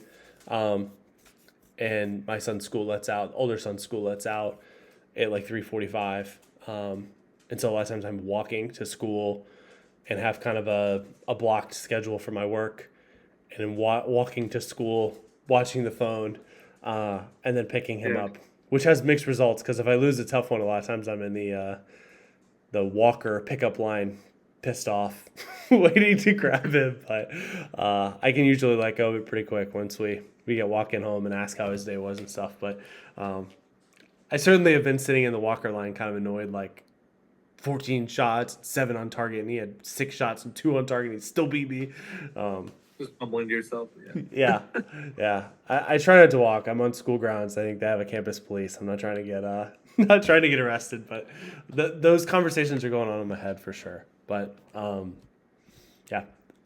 Do you have any teams that you are more actively running tactics and looking at? Or I know Ron John's got the diamond team, or you guys share the diamond team.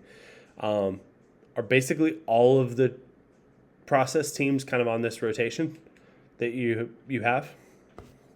Yeah. In general, yeah. I mean, I can't. This season, I don't think I've scouted a single opponent, to be honest. Again, just a time thing, and really don't know how much it actually helps. Especially whenever, even if I scout someone, I don't really know how to take advantage of that information. Yeah. And so I just kind of let the chips fall where they may, and know that I might be setting myself up for a bit of, I shouldn't say failure, but a less of a coin flip that it could be if I prepared properly. But really, the result of me having some teams that are in a position to promote are because there are probably some teams that shouldn't have gotten relegated last year, but I managed poorly and got relegated. I don't know how to use tactics. Um, but yeah, I joked with you before we started streaming that I genuinely think the more tactics do to help someone win, the worse off I am.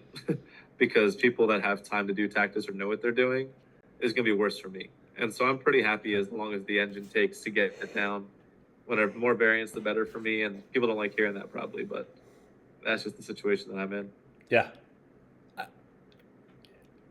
I think that's interesting.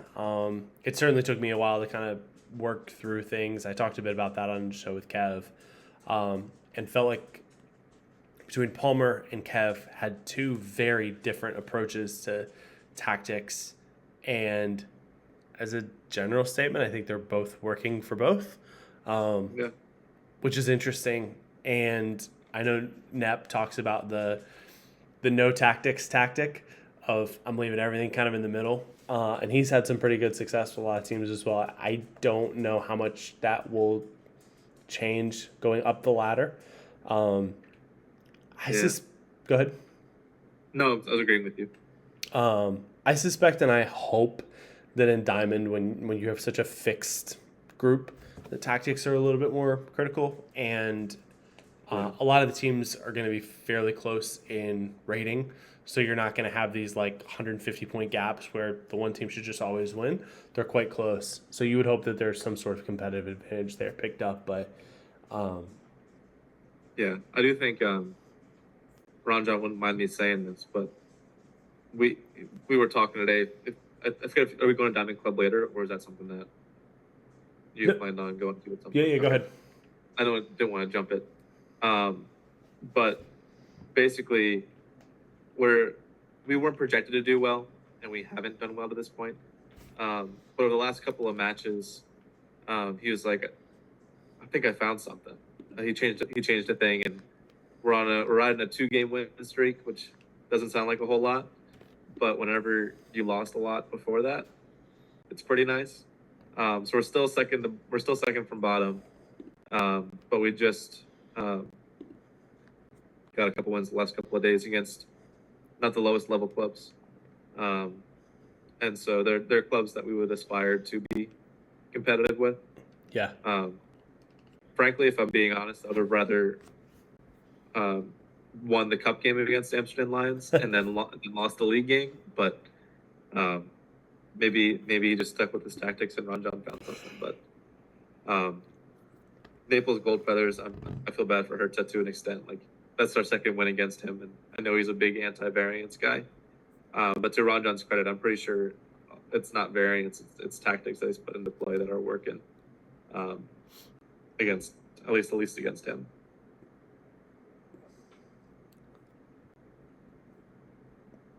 That wasn't even variance. That was just the fact that played better in that match.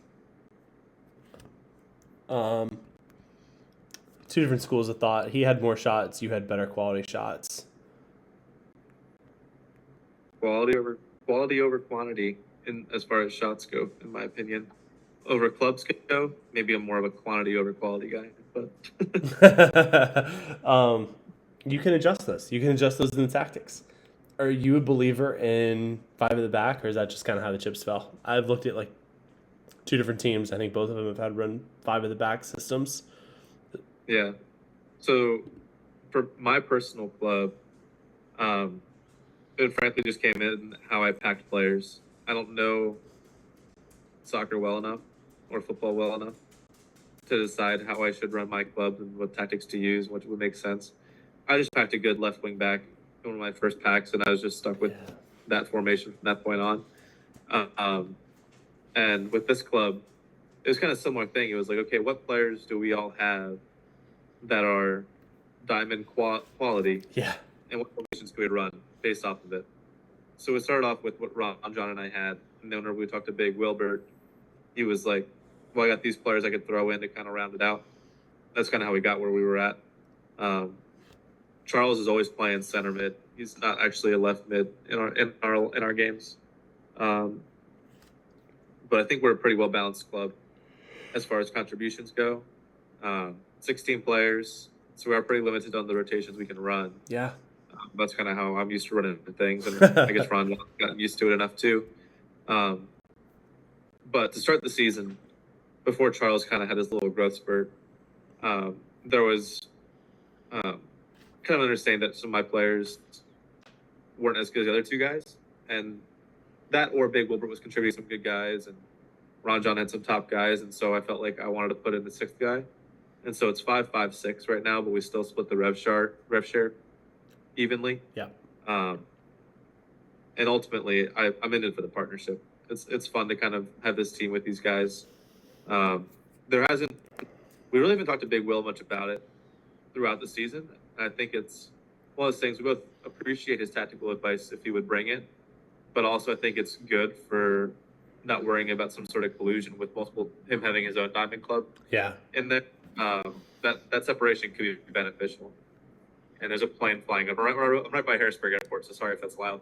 But I think it's better off that way. But Ron, John, and I are talking almost every day about the results or whatnot. Okay. Are y'all kind of tinkering? I know Laird has his patron saints, and there's a open dialogue or open discussion between the contributors. That's obviously done on a much different level, but open dialogue kind of in terms of like, what formation should we run? What tactics should we run? How should we adjust the sliders? Are you guys going back and forth? Or are you kind of saying like, hey, you're more versed in some of the tactics, you run with it? Yeah, it's more so, hey, you know what you're doing. And though the results haven't been favorable in the first half of the season, I know I wouldn't be doing any better. And getting out of the cup into the knockout rounds was, I think, big for us. Yeah. Getting that extra NFL boost. And we kind of have an unspoken or kind of partially spoken thing that like MFL earned from this club will spend on legendary player packs. Whether that's a good decision or not financially, it's just how we want to. We're okay with making some bad financial decisions, like you talked about, with this extra $20.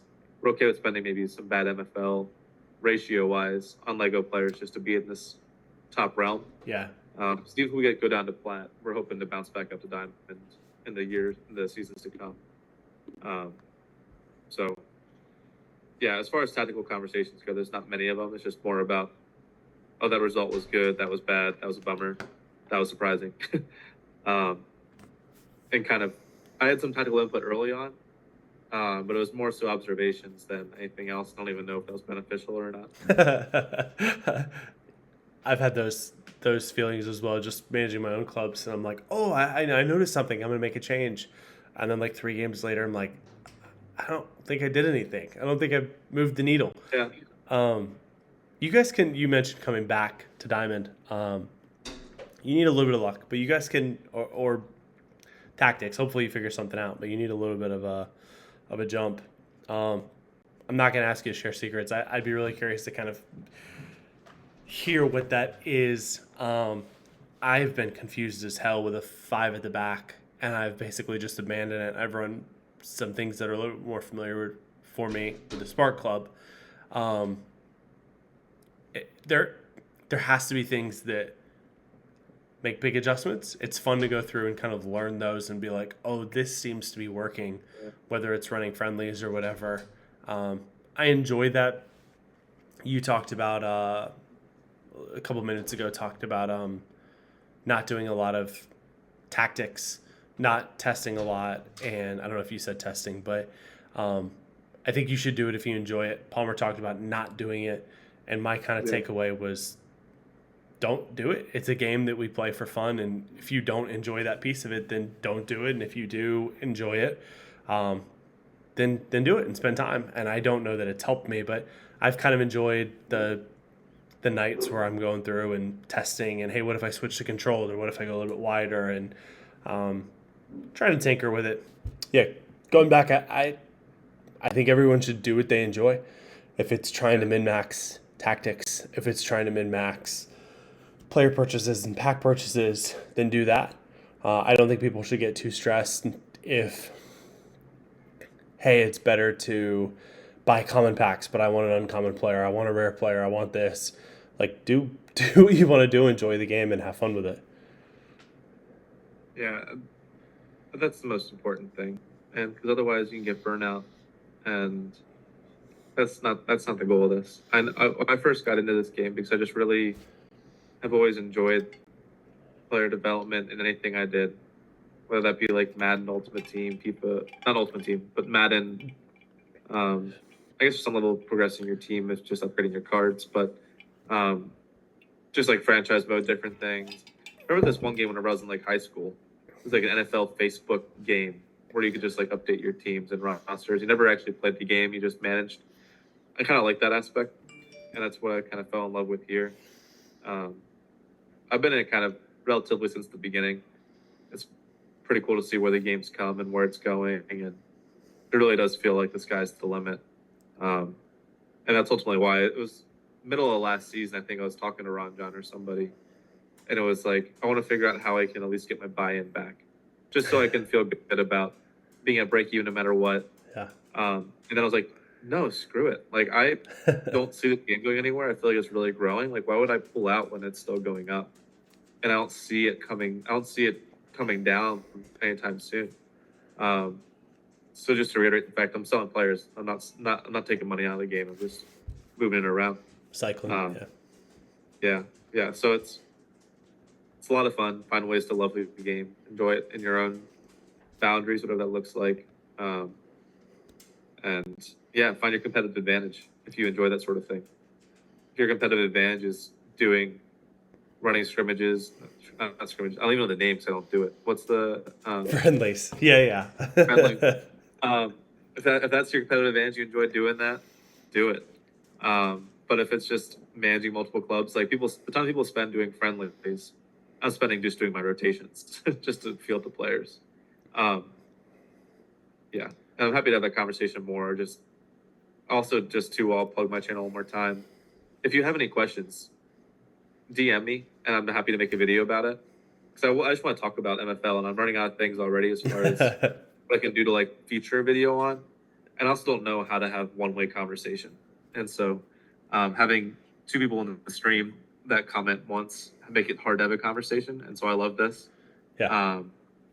But anyway, I'll take that. I'll take a pause on that. But I had a couple different ideas.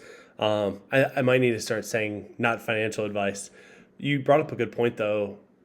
I think there's a assumption or a feeling that like the game's full, right? We had the big boom and people are talking about, oh, when Flint fills up, like we're going to be done and the bottom of the pyramid and what's next. And um, you're absolutely right. I mean, there was a point that Bitcoin was $100 and I'm sure people that bought Bitcoin at $5, it got to 100 and they're like, man, I should cash out. Like this is, 20x. That's crazy. yeah, We look back and we're like, man, what an idiot. And like, well, 20x their money is pretty good. And I don't know that MFL is going to go that crazy or anything, but yeah, you're right. It could. And to have so many different teams. I mean, the teams right now are the one thing that they don't decay, right? The players will decay over time and the clubs will drop down, but if you don't use them, but you'll always have those clubs. You'll always have that earning potential and you don't lose anything. And if you stopped playing for 9 years and the game was still here in 10 years, you'd still have 80 clubs. They'd be at whatever division they were in at that point in time, but you'd still have. and I'll say right now, just being candid too, like I got like the 80 some clubs. If I sold all of them at $60 each, I'm not that far off from half my buy into the game. And ultimately, so that's kind of a quick out. I'm sure selling 80 clubs would drop the market value of clubs down to like $50 or 55. But that all to say, like it is the most sustainable way of playing this game. Playing a Spark Club or now Flint, using dollar players like that. If you want to play the game on a budget, that's the way to do it. Obviously, it's the lowest amount of money in, but it's also the easiest way to be efficient with your players as far as return goes. But Yeah. One of the other days I had was when you were first on Laird Show, and I talked about this a little bit at the very, very beginning, was your strategy was complete. It was multiple steps through. It wasn't just like I have this idea and then it was easy to poke holes in. Is you talked about um, having a lot of clubs and using that for value, and then min maxing that by having players and rotations. And there were like multiple steps to the cohesiveness of the strategy. It wasn't just like, hey, I found this one little hole that I think I can exploit. Um, there was multiple levels in it, and I thought that was really cool. Really cool. I've had a couple of ideas that have been kind of half baked that I've tried, and I've realized going through them, I'm like, oh, there's holes in this. It's a half baked strategy, and I've kind of Yeah. appreciated a little bit more the completeness. Talking with a couple of managers, Palmer was one last week that we joked or talked about the no friendlies tactic, and then talking with him, I realized, okay, I still consider myself to be a newer manager to the game. There's still a lot of things about the engine and players and how things work that I'm learning. Palmer already has that. So when I'm putting in that time trying to learn those kind of basic core things, Palmer's so far ahead of me that he's not having to run the friendlies to figure out, okay, I want to right mid with good passing and good defense if I'm in this formation. And I'm like, hey, this should work. This 3-5-2 should work. And somebody's like, well, your mids don't defend. In a 3-5-2, you need that a little bit more. And I'm like, oh, I'm just kind of trying to copy paste somebody else's Yeah. formation, and it worked for them. And now I'm not realizing why, or now I am realizing why. So the strategy that you have, the process that you have, is every step through makes a lot of sense. Trying to progress a lot of players, using the multiple teams as the vehicle you have to get there, and then reinvesting the MFL in different ways makes a lot of sense. Yeah, but I do appreciate hearing the tactic conversations that you've had some guys on this channel for, like, made me think through some things as far as like if I'm gonna just leave it one center mid on his own, maybe he should have some good defensive traits. Or like a lot of my if I use the left wing, right wing, that rotation formation is either like 4-3-3 attack or defend. Another one of those rotations, and then 4-2-4. I'm thinking about whenever I go through and redo my rosters now, people are talking about making sure your CMs have defending stats if they're going to be more isolated. Maybe I need to make sure my wingers both have some pace to be able to get back in those formations, and my center mids should have some better defensive stats to help with the defense because everyone else is up top. And so I'm learning as I go, as I listen to more of you guys too, and I appreciate that. And that, along with the fact that I personally think they're gonna have injuries either this season or next. I feel like it's coming next season, but I could be wrong. I want to plan for that in my clubs, and so I'm probably going to go from a 16-man roster to 17s across the board. Yeah. And that way, everyone kind of has at least one backup, direct backup. Because right now, a lot of my backups are different positions, changing formations. Like I don't have a CM backup. It's just the CMs play together, and then if they're out, the left mid and right mid come in to play while they rest out or something like that. And so again, constantly evolving the process. Things need to change. And that's not just me, that's for everybody. Which is one thing I think makes the game so great, but also so much room to grow. Yeah. One of the questions that I have kind of every week, can't figure out how to kind of make it short, is do you think if we perfected the game, hypothetically, do you think we should never have changes once the game's perfected? Or do we want to see little meta switches to keep the game fresh? And this may be an unpopular opinion. I personally think it would be really important to have stuff just change, even if we were in a perfect status, so that there was stuff to do. Yeah. You're saying like the engine was perfect. Yeah. What is a perfect engine? I think is the first question. Yeah. And you're right. So slight differences even in the engine could be beneficial just from the standpoint of helping things be fresh. I don't know what a perfect game looks like to be able to speak to should it be changed or not. Yep.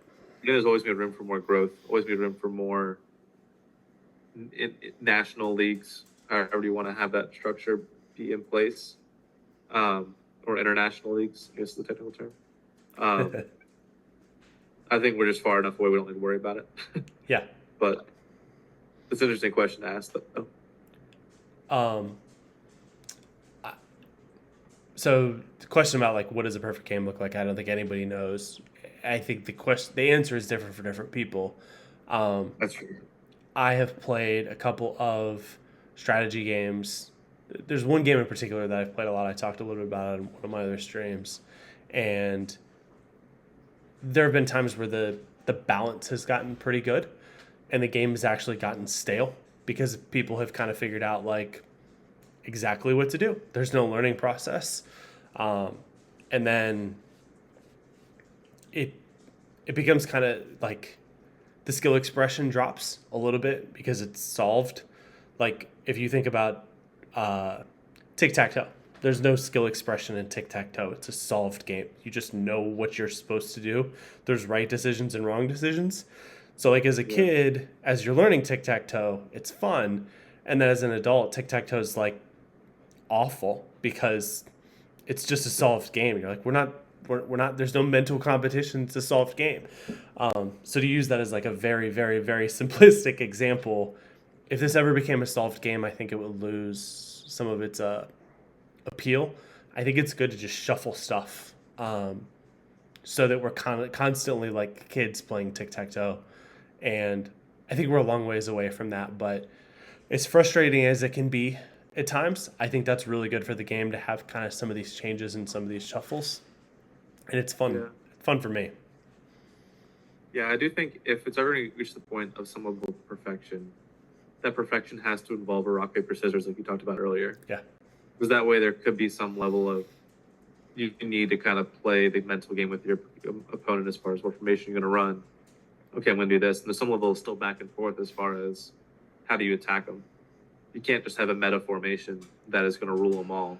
Because at that point, then it is fully solved, and that would be a problem. I'd agree with. That's more tic-tac-toe opposed to chess. yeah, Right?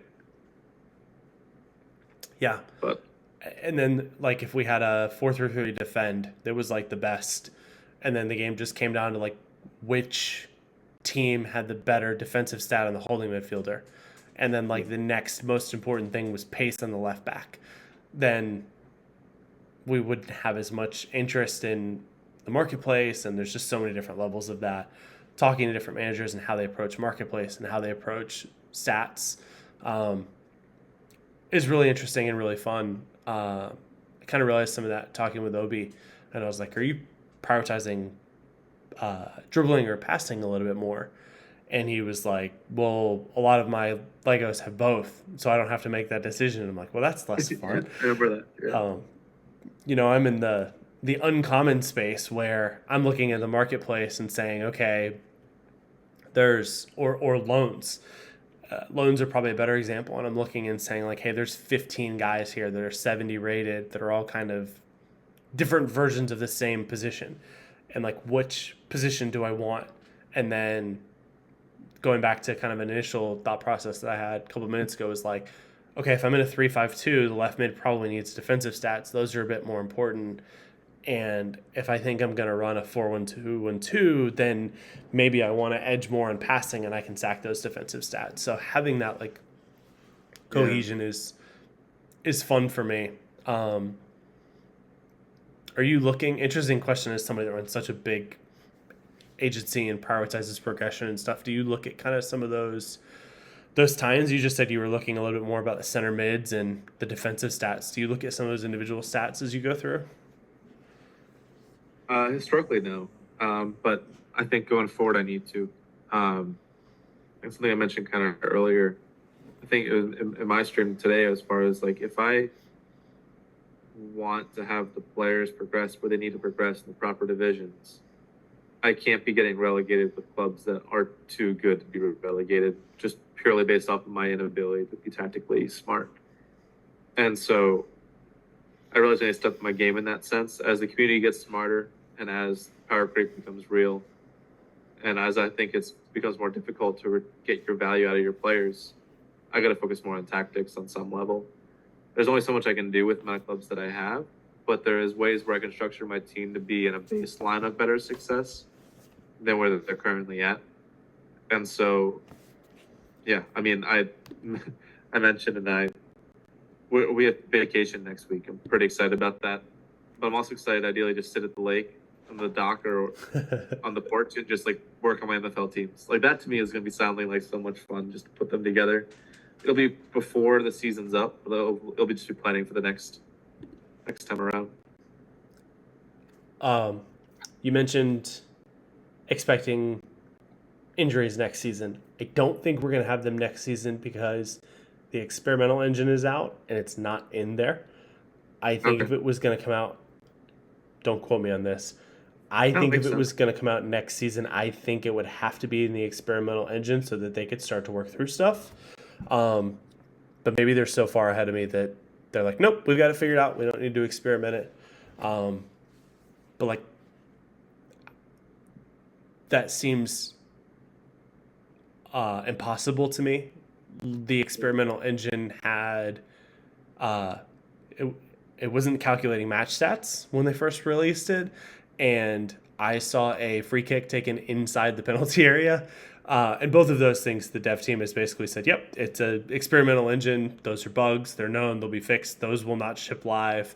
And it's kind of like, okay, yeah, like we're in a beta system. Like they know what they're doing. It's there to test stuff. So that said, I think personally it's a bridge too far to end injuries without having some testing it. But maybe they figured it all out. So I think we're at least one more season away, but I do agree with you on that.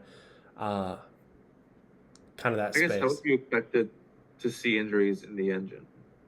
Say that again. I'm sorry. First, I think you're right. I think they would have announced by now with other changes for next season that injuries were coming. Yeah. But I'm saying in the experimental engine, how would you expected to see injuries take place? Like, couldn't it just be game's over? Okay, your guy's injured. Or do you think that there's going to be an injury that happens mid-game and a guy has to get subbed out or something somehow? Because I just don't know how that would actually change the engine. It's a great question. That's a great question. It raises the question, like, do you have to have subs before you have injuries because of guys getting injured? And maybe they don't. Maybe they don't have live injuries. Maybe they have post-game injuries, and like we get the notification for red card suspension. Maybe we get notifications that say they injured themselves post-match or they injured themselves in training and they won't be available for the next 3 match days or something. It could be step one. So I feel like injuries are coming first, from what it sounds like. I could be wrong on that too. I agree with you, but the complexity of it makes me think that it would have to be pre-game or post-game, like they got injured in training, kind of a message. So maybe it is more straightforward than I assumed. Maybe it would not require an experimental engine because it just gets treated as an unavailable player. There's nothing you have to test. Roll the dice post-game, yeah. Right. If I'm not mistaken, they said something around fitness impacting it. Like, if players are being properly rotated, they're less likely to get injured, if I'm not mistaken. But that opens up a ton of dialogue, right? Like, do players only get injured if they drop below a certain threshold, or is it just a percentage game? But that's where it could take more time to implement. But I do kind of resent the fact that I don't think they're coming next season, just based off the fact of the things we already know about next season, as far as the overall caps being adjusted, and there's something else too that came out. I forget what it was, but I think they would have announced it along with the calendar for next season or something like that. Yeah. But nonetheless, I want to put myself in a better position to have better tactics and be ready whenever that time comes. Which is why, if you notice players I'm not selling any left mids, right mids, or left wings, right wings, guys that have dual position eligibility. Okay. Right backs, left backs. Because I do feel like those players are going to increase in value whenever injuries do become a thing. Or at the very least, I'm just going to need them on hand more so than I need them now. I say that and watch me accidentally have some guys listed. There's a couple. We'll skip those. So it's later. It's lower in my inventory probably. Yeah. I mean, dual positions as in left mid, right mid. If it's like CDM and CM, I'm not counting that as the same. Both sides. I'm, So you're saying being able to play both sides of the yeah, set. both sides of the pitch, whether that be a winger, mid, or left back, right back. Gotcha. Yeah. That's interesting. There's a I I generally kind of think of formations in like two boxes. Um, Formations that have wingers and formations that don't. And then typically we'll then go into another box and think about defensive midfielders. And I'll look at like a MFL coach and look and see like, hey, is the 4-1-2-2 doing well against formations with wingers? Yes or no? And then look and say like, hey, is this formation doing well against formations with wingers with holding mids, or is it doing well against 4-1-3-2 or something like that? Say like, okay, they have the midfielders, not the wingers, but then again, is the holding mid in there? And then try and see if there's generalities that jump out to me, like, hey, this formation has a lot of success against formations that don't have wingers and don't have a holding mid, or don't have wingers and have holding mids. And so I think that tactically there might be advantages to having mids that can play wingers because you can flex in and out of the 4-3-3 and the 4-4-2. But that's more tactical. That's trying to figure out rock, paper, scissors and give yourself the ability to do all three. So it's interesting to see how you think about that. And then, again, I'm not sure that I'm right, but giving myself opportunities towards formations. But then the flip side of that is if I'm giving myself more flexibility towards formations, I think I have to have more players per squad than you do. Because I want to be able to run the formations when I want, not on the ABC rotation. Yeah, I totally get that. But I what I struggle with whenever I'm looking at rotating players is like if I have a right mid that can play right wing too. If there's more than like a 2 overall difference, I never want to play that player at the weaker position. yeah, And so like I just don't build for those options. The real exception I'm kind of is that's more obvious is if you have a left mid, right mid, C or CM, drop into CM only ever center mid only really ever is a penalty of 1, and so it's actually not that bad. But you're also probably more okay with the center mid having poor pace than the left mid or right mid having poor pace. But all to say, I usually just focus more so on if they play both sides, making sure now that I'll have a guy that can play for either of those two positions if one of those guys get injured.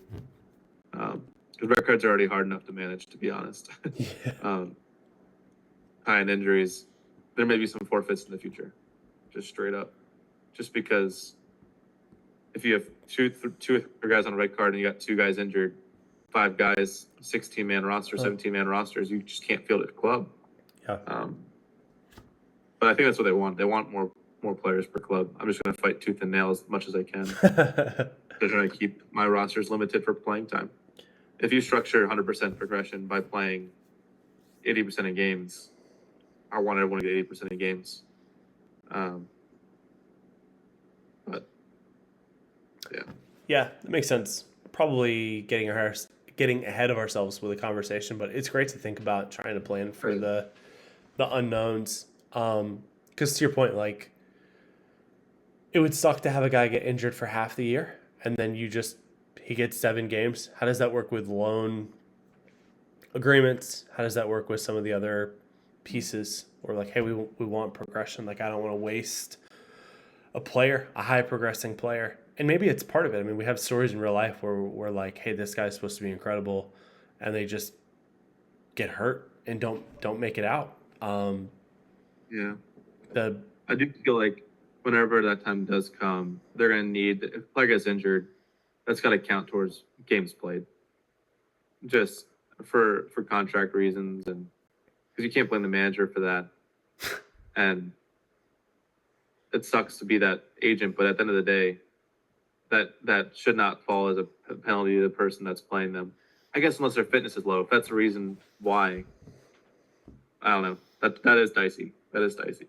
Yeah. If they run their fitness down to get injured because the manager managed them poorly, then that should be on the person managing the club.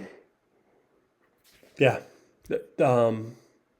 I think as well, the logical follow through with that as well as add MFL rewards. The rewards should go up significantly if we're starting to see injuries because we're going to have to carry larger clubs. Yeah. And that means that instead of replacing a 16-man squad, you're replacing an 18 or 20, or teams that are running 20 to backfill for their sustainability is more. It's more players. And your point, there should be somewhat of a gap, right? Where people are having to redeposit to fill the difference. But hopefully it's not too huge between the what's put in and what's having to go back in to backfill players every couple months. So yeah, it's Yeah. For what it's worth, when I'm evaluating players right now, I'm saying as if they're going to be 5% of my roster, not the 6.25% each player is now. yep. Like I'm anticipating needing a 20-man roster at some point, and so I'm kind of buying for worst case scenario as far as what they mean to my club. But hopefully the time doesn't come for at least a few more seasons, but who knows? Yeah. Yeah, it's interesting. Hopefully we'll get some head start as well to try and plan for some of those things. And do you know how many players you have per club right now? 1,686, 82 clubs? Do you know what that number is? I just bought, I think, an Austin club the other day. I saw it for $70, a Spark club, and I was like, I'll take a US location for $70.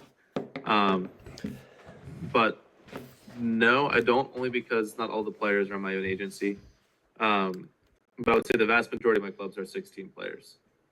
And one way I found to have wingers with good rotations, if you go to my England A club, I found out that's like, oh, I can rest both my wingers at the same time by playing a 4-3-1-2, I think it is.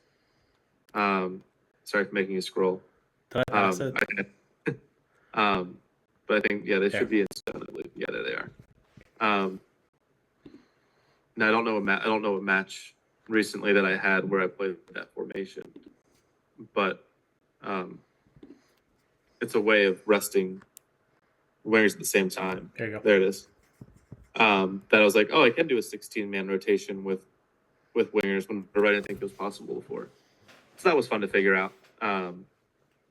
But it's going to be, again, still more of a challenge because if any of those midfielders or strikers have a red card, I can't play that formation because it's maximizing all the midfield. Yeah.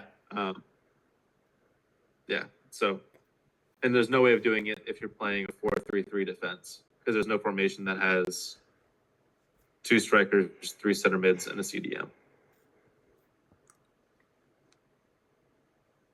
You'd have to play somebody out of position at cam. You could run a 4-1-2-2 narrow and run a CM at cam. Yeah, and I have done that whenever I've been in a pinch. But ultimately, you can do a 4-1-3-2, but now those 2 outside center mids are left mids, right mids. Yeah. Yep. I've had some times that I've tried to figure out what the hell I'm doing with rotations to get back. I've kind of tentatively planned like an ABC rotation in my head and then realized like, hey, tactically I need to go AA. And then I'm like, oh, now what? To try and figure out some tinkering with that. So it's fun for sure when it clicks and you're like, oh, I can do this. Sometimes you have to play a guy out of position and to make it fit in. I had a thought and forgot it on, you have about 20 and a half players per club currently. I did a quick 1682 divided by 82. I think it's 1,682 players. 86. 1686 divided by 82 is a little over 20. So you're technically there. I don't know if all the position alignment works out, but you do have the 20 players per club if you need to flex that much. I need to do that. Yeah. I thought you were saying how many players per club I currently have from like currently rostered standpoint, but you're saying if I needed to do 20, I have enough players. Yeah, you're right. Yeah. But yeah, it's just hard to kind of have those work out from a loading perspective. Yeah. Whenever some players should play in different divisions or whatnot. I think the site as a whole, the metaverse as a whole, is 21 players per club right now. Per sold club, I think they have about 21 players. I think they said that in the kickoff, and I think they said that they kind of like that number generically, which makes sense. Some teams are going to run less than 20, but some are going to run more, and then I think it's okay to have players that aren't associated with a club. I don't think that's the end of the world. This is the first season actually that I have free agents. That whenever I finished all my clubs and all my loans, having them. Usually I just historically have bought more clubs to throw them on. Yeah. But frankly, just didn't get around to buying another club, and it was my cousin's wedding weekend actually. Whenever this period was ending, and so I just didn't get to it. I actually woke up one morning. I was like, "Dang it, transfer window closed." And I think it was not even just the transfer window; it was like the last call transfer window, like late register clubs and whatnot. But it is what it is. A lot of those players are old and not going anywhere. Yeah. But it still just feels like it's a lot of even just $2 value. 70 players, that's like $150 right there. That just aren't, if I average $2, maybe they're more like $1. But yeah, fair enough. Shaking my head. I try to put them all for 1% during the mid-season transfer window, and some people got bit, but others didn't. I did a couple at 0. It didn't go out, so teams were satisfied, I guess. At the lower levels, I didn't have. I think all mine were like 40, 42, 48 that didn't go out. But yeah. A couple of kind of fun repeat questions. Do you have a favorite player in your agency? Do you have one guy? I would say right now it's got to be Charles, just because he's the top guy. And also just having 299 skill sets is pretty sweet. Yeah, that's fun. For a while it was Vidic. If you asked me last season, it's probably Vidic, but he's slowed down now. Where I'm like, he can fall. He had his time in the limelight as far as being a favorite. Now it's Charles's turn. But I mean, still over 4 seasons. That was a heck of a run for him. I can't wait till I get one of these. This looks like it's a much longer graph, much longer time period. It's crazy to look at that and realize it's 4 seasons. It's 2.5, 3 months. So that's fun. Really, all that progression happened in 2.5 seasons. So yeah. Was it like every morning was like a +1, +2? Yeah, usually pretty much every day was a +1 or +2. The real jump started with a +2, or I think so. Yeah, I think that was a +2 in there for his first kind of movement. But it's weird. He played for the first half of that season. He wasn't a mid-season pickup. He just didn't start developing until the second half of the season, which we know how rare that is. Yeah. Then I think he was +10 in that second half of the season, or +12 just in the second half alone. Continue that next year. Whenever a tier broke from uncommon to rare, I think he went from 73 to 75. Like, he just skipped 74, which is just one of the things, because he usually gets stuck at 74. He didn't even spend any time there. It was the same game. He went from 73 to 74. That's crazy. 73 to 75. Yeah. Do you attribute Go ahead. match rating at all to that? Do you look closely at match rating and how it correlates with progression? I find out as much as I should, but in a general sense, I just feel like match rating's going to average out in the long run. Yeah. As long as they're playing in the right league. Yeah. and so I don't really look at that all that much per game. Um, I had somebody that I saw in Discord. Somebody said I really value match rating. I was like, oh, that's interesting. That was kind of a newer idea, and I was like, oh, that's dumb. I haven't seen anything that says that, and much smaller scale. But he jumped a couple points here, his second season, and if I look at his second season, he had a really good match rating. He's picked it up a bit this year. But he went assist was over 70 and then dropped down. And I think he's had a couple more assists in the most recent games. But he started off really hot. You can see the league match rating was higher than the group and went +2. And I was wondering how much is baked into that match rating and how much of it is just all the other stuff that we can't see. Match rating's it's in the white paper, and so you can look at that and see kind of how that correlates. I just don't feel like it's dependable enough consistently to. Again, if you're playing the right league, the match rating's going to average out to be what it should. Eventually, as long as you're playing in the right position. Yeah. I just think it's an excuse some people use to play their guys in lower divisions, and I don't think that you're getting more benefit from the higher match ratings to compensate for the playing worse competition. That makes sense. So another kind of generic question: do you have a favorite overall sports team? Yeah, so I'm a Vikings fan for NFL football, and that for me has been since 5th grade, hard and true. Random team to like in Pennsylvania, but 76ers are my basketball team, obviously. There's just different seasons where they're harder to like than others. This past year was brutal. But yeah, those are the biggest two.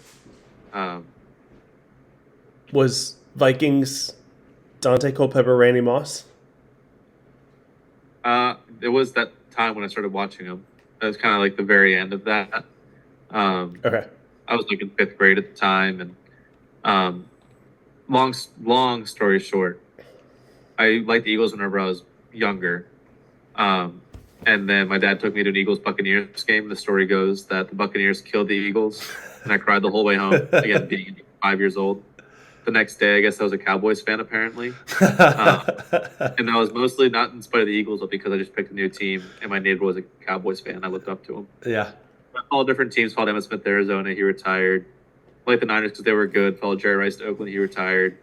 And I picked the Vikings in 5th grade because I thought their name was cool. Favorite flavor of candy was great. They're purple. Again, 5th grade logic. But then my mom's cousin ended up coaching special teams for him and sent me a bunch of stuff. Oh, nice. And so locked me in to the Vikings from that point on. He was only there for 2 years or so. But I stayed loyal to the Vikings since then. And for better or for worse, still there. Got some hope this year. More hope than I have in whatever the Sixers are doing right now. Yeah. That's a pretty fun story and fun path how it worked out. I started rooting for the Eagles because McNabb was the quarterback and he went to Syracuse. Okay. And I was pretty young. I don't even remember how old I was, but they were on a playoff game, and it was probably the first NFL game that I had ever sit down and watched. And I knew that McNabb went to Syracuse. My dad went to Syracuse, so we were Syracuse fans. And I was like, I'll root for this guy. And I'm much more of a fair weather Eagles fan now, but still root for the Eagles. Pretty darn good weather. Yeah. I feel shameless like rooting for him now because I do respect that like I'm a fair weather fan, and I'm like, shit, I can't really like cash in and be like I'm a diehard Eagles fan. I've had the years that I've been like more diehard, watched every game, and they've been middle of the road, and I'm like, well, this sucks. I'm like, everyone's just think I'm one of those loser fans that just follows the glory, and then as soon as they start to lose again, I'm off, and I'm a Giants fan next year, and then I'm a Buccaneers fan the year after that, and Oakland the year after that. But yeah, That's when you told me you're a Hornets fan, and everyone just leaves you alone. Yeah, Because not a bandwagon. Yeah, rough seas for the Hornets. Panthers are terrible right now too as well. They had a couple of good years with Cam Newton, but they can't bounce back. The professional sports are weird.